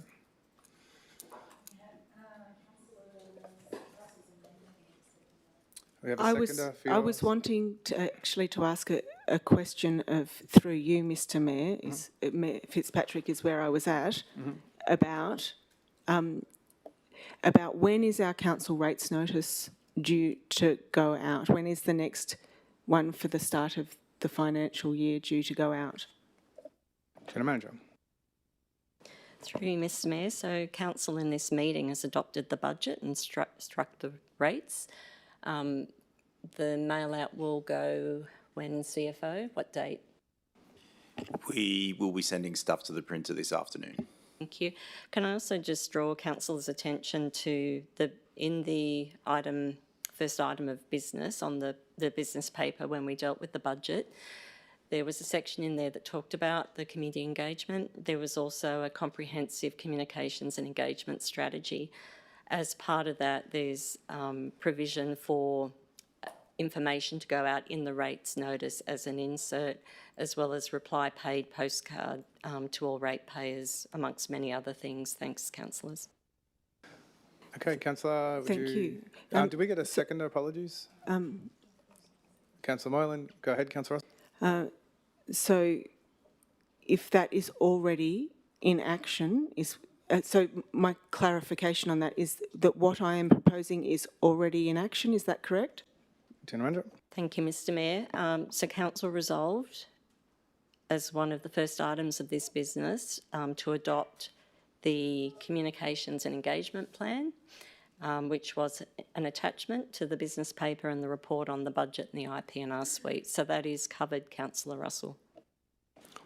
Thank you. Then I will, given that that is covered, what I will change it to is that council direct the General Manager to reinstate council updates and communication to the community about public exhibitions with council rates notices, and then full stop, end of, so, yeah. Thank you. Okay, so that's, so you're rescinding the second, so we had your motion, then you rescinded the second amendment, just to clarify, and now you're putting this amendment up? Yep. This is the this is the amendment, yes. Yep, and a seconder for this one? Well, and you accept this amendment? I do. Okay, So, go ahead. would anyone like to speak to it is what you should suggest, because I've accepted it and it's my motion. Oh, of course, yeah, this is the motion. Would anyone else like to speak to this? Apologies. Councillor Kent. Just to ask a question, please, to the General Manager through you. The wording says to reinstate council updates and communication. I thought your explanation was that that's happening and we've agreed on it. I think in specific now about the public exhibition periods. Does that answer your question? Yeah, thanks. Yep. Councillor Smith. And just a question of the General Manager through you, Mr. Mayor. So what change would this make? And I assume, two questions, sorry, and I assume if it's with rate notices, that doesn't mean it must be printed. It's so there wouldn't be costs, or there may be costs with this. General Manager. Through you, Mr. Mayor, and Ms Jones may wish to add to this if I don't fully cover it. So rates notices are mailed out at the beginning, as the CFO mentioned, in July, at the beginning of the financial year. It goes to every ratepayer in the Shire. There may be further instalments. However, some people may pay rates in full up front. Some people may choose to pay rates either weekly or fortnightly through bank deductions. Some may choose to pay quarterly. So the only time that every ratepayer gets a rates notice is at the beginning of the financial year. As I've outlined, within the rates notice that is going out in July, there's information about the financial sustainability, the engagement program, etc. If the intent of this is for every public exhibition period, I would encourage people to subscribe to the e-news as a way of remaining up to date. Ms Jones, is there anything else you'd like to add? The risk that we run with the wording as it currently stands is that by the time, there are very, very long lead times to get printed material into the rates notice. So by the time we capture it, get it printed, get it to the mail house and get it out, a lot of the 28-day periods that are common periods of time for public exhibition will have already expired. So your information will be out of date before we even begin. So that is a risk that we'd run with this approach. Thank you for your assistance, Director. I've got a question and then I'll look at just refining it a little bit further. The first question is, through the Mayor to the General Manager, does the community get water rates and sewer rates throughout the year, or just a one-off? General Manager. Through you, Mr Mayor. So water and sewer rates are different. So it depends if people are on town water or not. The difference between land rates and water rates, sewer rates, is that water and sewer rates have a consumption component to that. So therefore it is not an annual rates notice. It's a quarterly notice that people who have access to water and sewer receive. Anything further? Thank you. Yes, well, I was going to move. I foreshadowed an amendment. Yeah, Councillor Foley's had her hand up. Oh, thank you. I was just going to comment that while I do agree that encouraging people to participate in our when things go on exhibition is really important, I just don't see the practicalities of this amendment working, so I will not be supporting it. Councillor Russell. Thank you. The amendment I'll make is that Council direct the General Manager to reinstate council updates, take out and communication of updates to the community about public exhibition periods. Sorry, we're taking that out. Sorry, Paige, you're so patient with me. I appreciate you. Yeah, and then leave in with council rates notices, comma, water and sewer. What would the best word for this be? Sewer notices or charges? Yes, that's it. That's it. Thank you. Okay. Can I have a seconder for this? Councillor Moylan, Councillor Russell, go ahead. I appreciate everyone's assistance and patience with me as I nuance this. I wasn't to know that everything was set to go in the business paper, as when I put this in it was 7 days before. However, I'll say again, there are members in our community who the only contact they really have with council is through their rates notice. And even if someone's getting something on a weekly e-news, it's easy to miss those in the many, many emails we get these days. However, if we are communicating routinely by this method, particularly for those members in our community who are not on the internet, then we're making sure that there is no sense of injustice in and that we are promoting equity in access to council updates. And I believe that this measure will build trust. I have spoken before at council about how at one stage the council rates notice was the only way that I knew how anything was happening at council, because I didn't get out much. And so I think that this will help build trust, improve our communications and ensure that council is in charge of the information which is going out to community, and so that we're managing any risks associated with lack of communication channels. Thank you. Councillor Farrell. I won't support this. This is a hit and miss and an additional cost, but no real benefit that I see. Thank you. Councillor Champion. Thank you. Through your, Mr Mayor, a question to the General Manager. Is there enough clarity in this proposal to actually enact? I question whether council updates is specific enough. General Manager. Through Mr Mayor, it is very broad, councillor. Okay, let's like speak to this. Councillor Moore.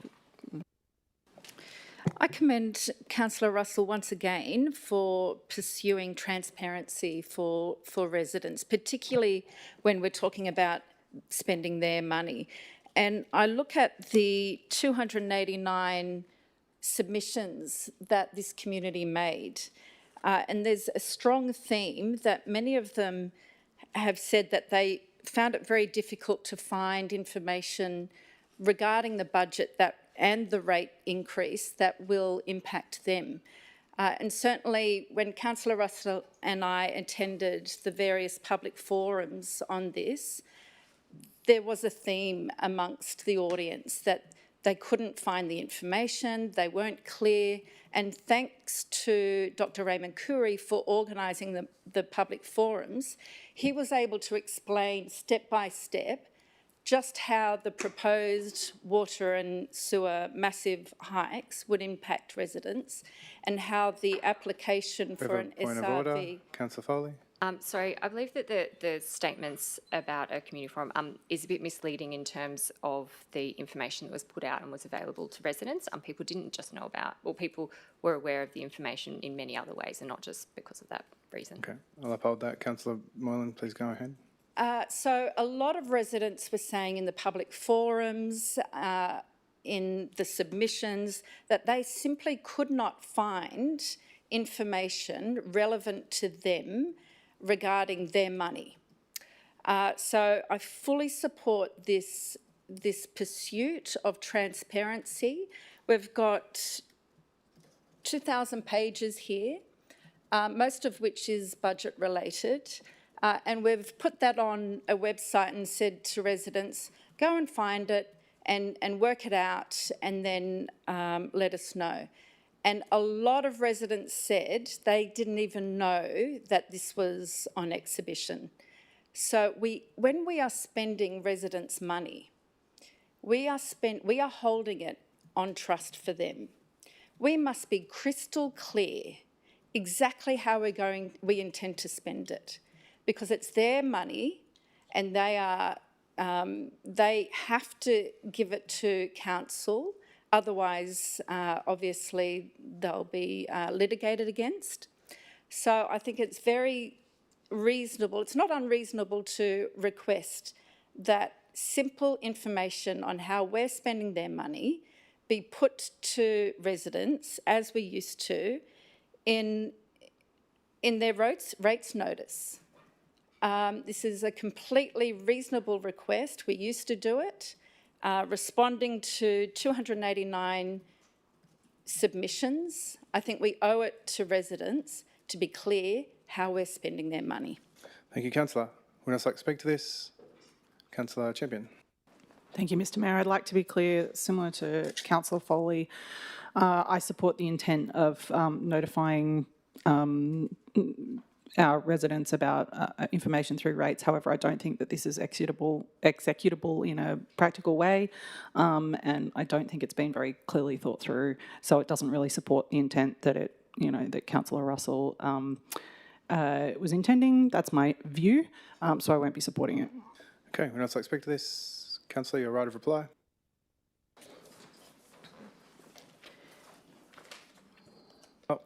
Yes. Apologies, we're in an amendment. If no one wants to speak, I'll put this amendment and then we'll jump back into the main motion. Okay, So thank you. all those in favour of this amendment, Councillor Duffy, Councillor Russell, Councillor Moylan. All those against, Councillor Champion, Councillor Farrell, Councillor Foley, Councillor Kent, Councillor Smith, Councillor Fitzpatrick. So those lost. Would anyone else like to speak to the main motion? Okay, Councillor Russell, would you like your right of reply? Thank you. Briefly, Go I ahead. would like us to reconsider reinstating the council bulletin that goes out with land rate, water and sewer rates in the near future. it's a clear communication channel. I know that we can trust that the General Manager can select the information that she knows will be important for our community to hear in line with our adopted strategic priorities.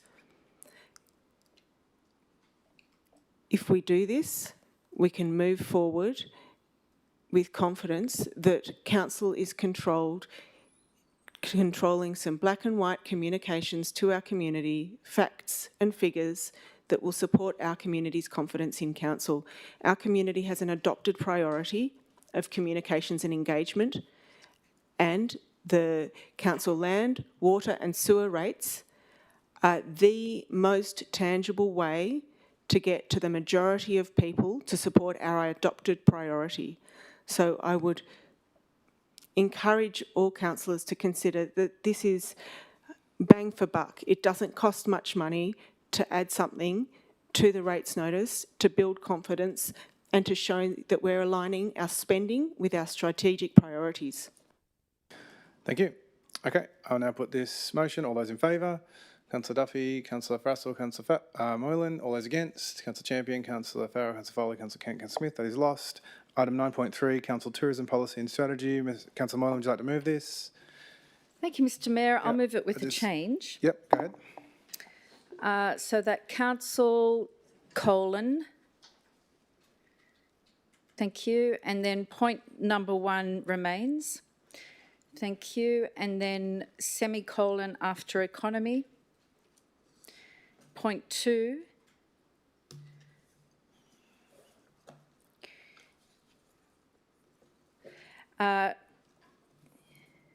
Sorry, we'll make after economy and then semicolon.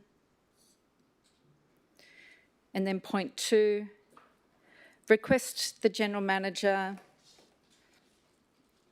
to include a round table, capital R,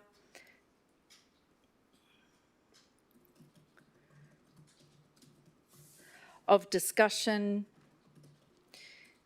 inviting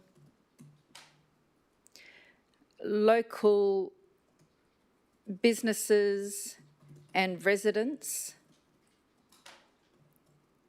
to be included in the tourism strategy review. Okay. Yep, that wording's up there. Do I have a seconder for this? Councillor Russell, Councillor Moylan. Thank you. Well, this is something positive. We've had a big couple of meetings, Mr Mayor.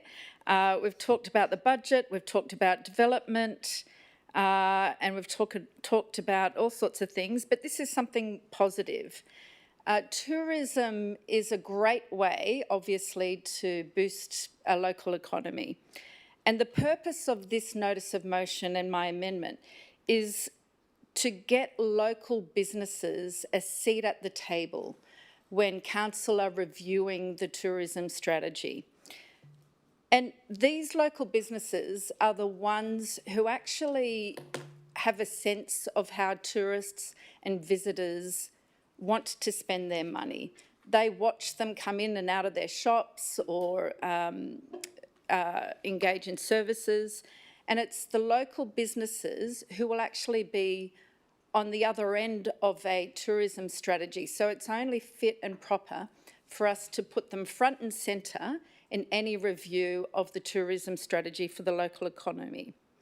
Now, I have had an overwhelming response from local businesses and residents on their fresh and new ideas with tourism in this shire.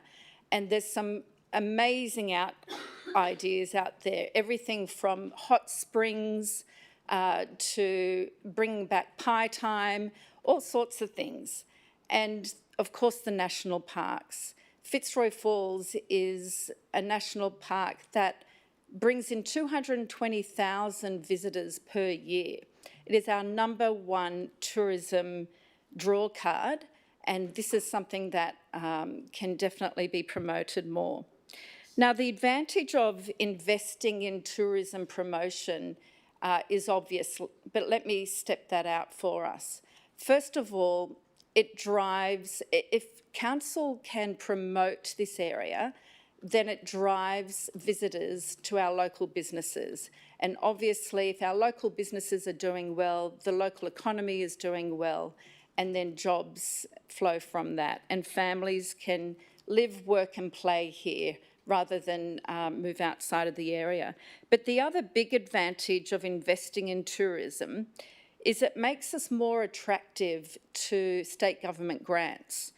And certainly the Jarvis Bay flyover bridge was just announced recently on the south coast.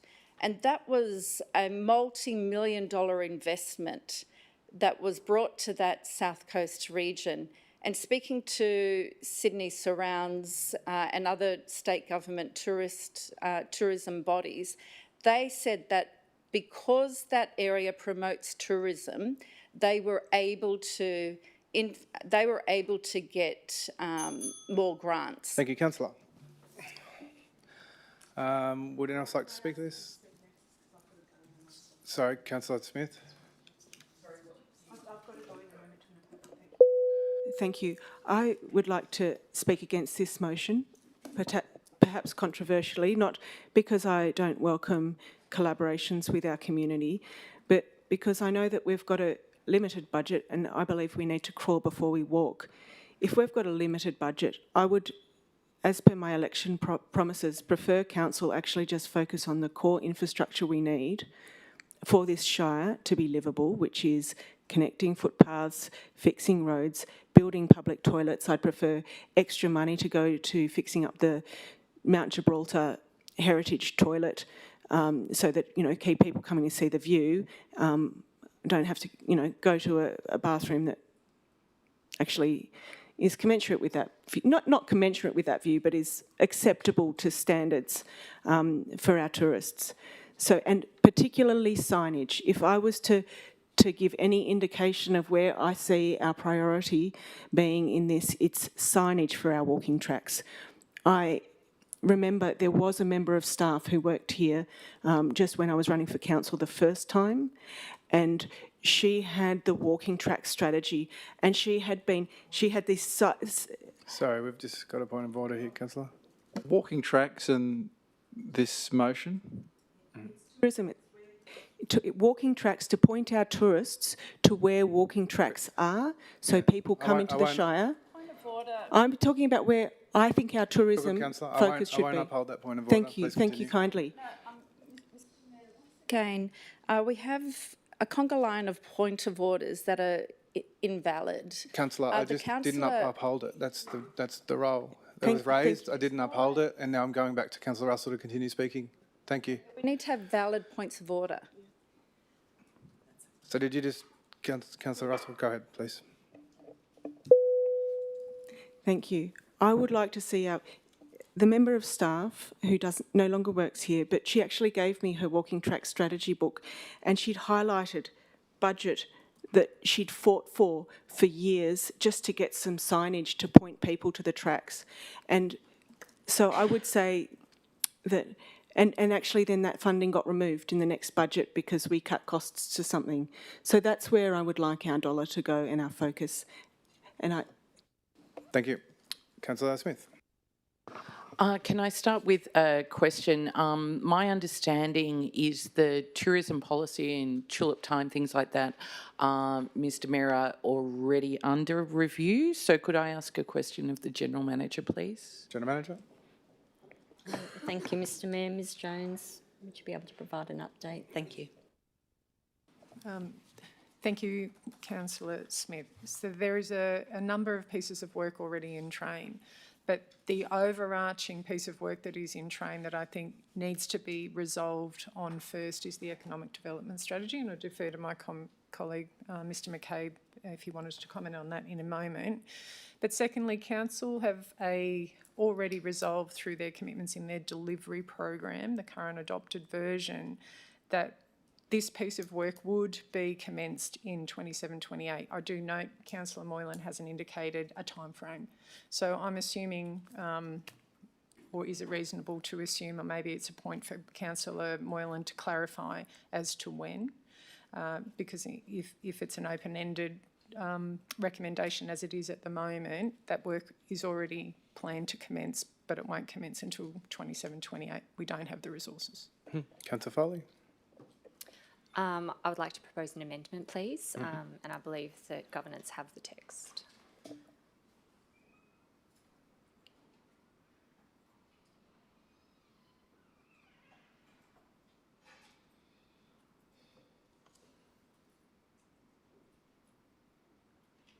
So I'll just read through it briefly. The council note that tourism, read it off the screen. Very brief. The council note that tourism services and promotions are funded through the general fund as discretionary spending and are not a legislative requirement. That number 2, council is committed to delivering on tourism through the delivery program actions, which will be listed below as dot points, I believe.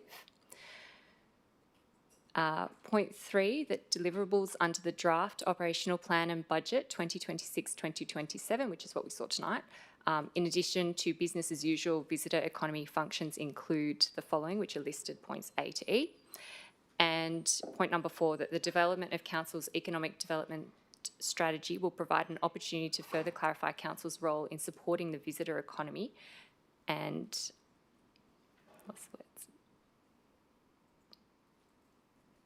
identify future priorities and partnerships that are aligned to council's strategic objectives and financial capacity.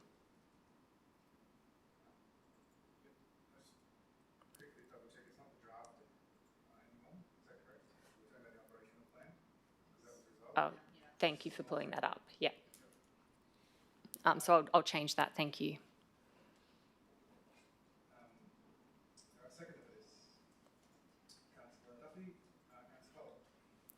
Thank you. Meeting practice, it needs to come back to the mover. Apologies, correct. Would you like to accept this? Well, I need some time to read it. This is the first time I've heard it, and it's quite a long amendment. So if we could wait until the drafting is complete, and then I'll read it, and then I'll be able to answer that question. Is the drafting complete, governance?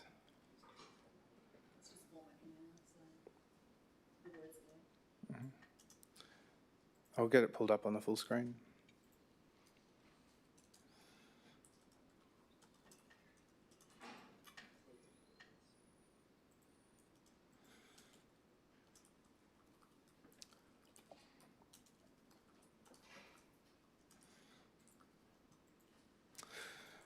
Okay.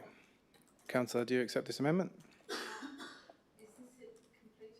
And then I can read it and I'll answer. I believe it's completed, yep. I'll read it, thank you.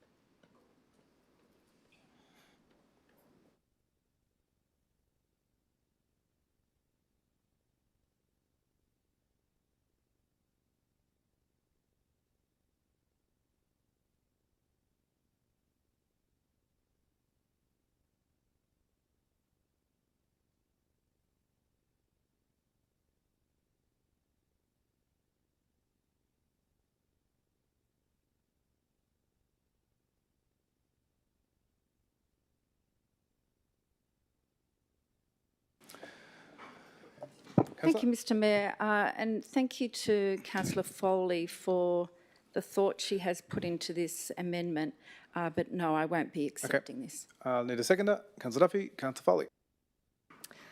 Thank you. I understand the intent behind the original motion, and I fully agree that supporting tourism and our local businesses and economy is incredibly important.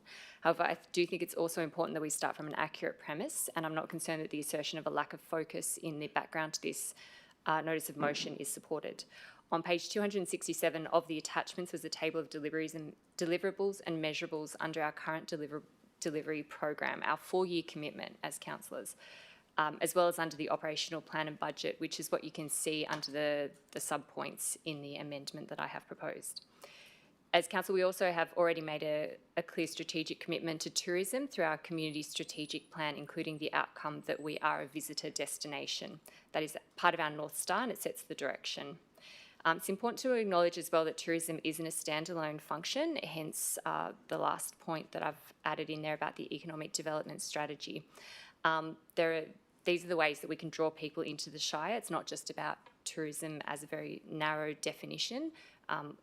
Lots of things that we do will feed into that.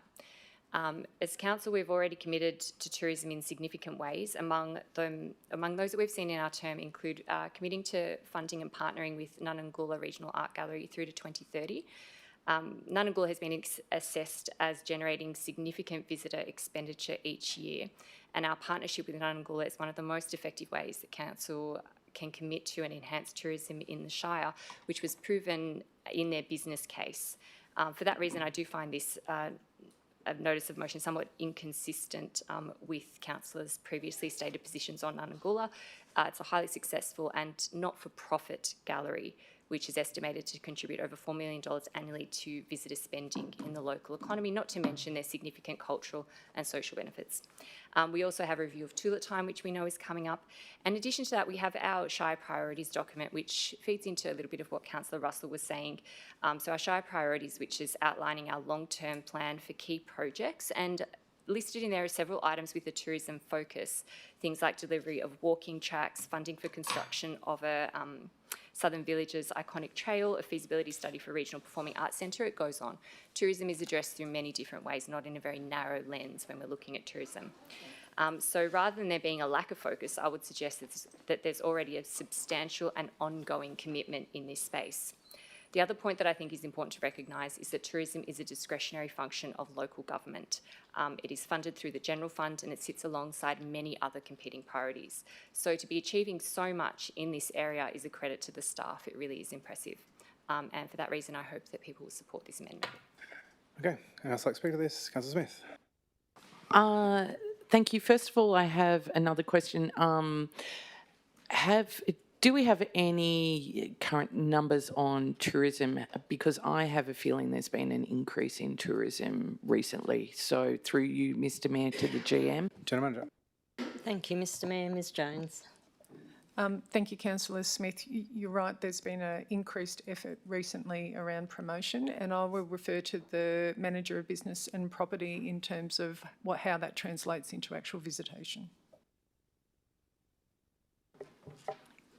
Sorry, just give me 2 seconds.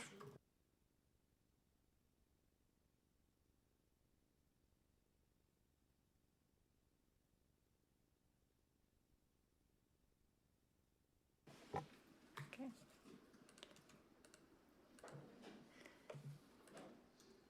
So in the last 12 months to April, visitor spend was actually up 2.4% year on year at 328 million.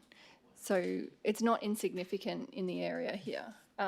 We do see a little dip in sort of the pubs and cafes, but that's consistent with the economic conditions at the moment. But in terms of our domestic overnight visitors and day visitors and international visitors, we are comparable to other regions. Blue Mountains is still ahead of us, but compared to other councils, we're doing quite well. Thank you. Councillor Smith. I'd like to speak to the amendment, please, and thank you to Councillor Foley for this. I'd like to draw your attention to the fact that Barrel recently secured dual honours in Australian Travellers' top 100 best towns, and so taking out the #1 country town and ranking 5th overall in Australian Travellers' top 100 best towns in Australia. So that is no mean feat. Now I think that's both due to the wonderful businesses, and we've had a lot of interesting changes in the tourism space recently, so I think it's a lot of people in business actually getting out there and doing things rather than waiting for council to do it for them. But I do think that council promotion has a role to play. I also think council is an enabler. It doesn't, Our job is to support and enable.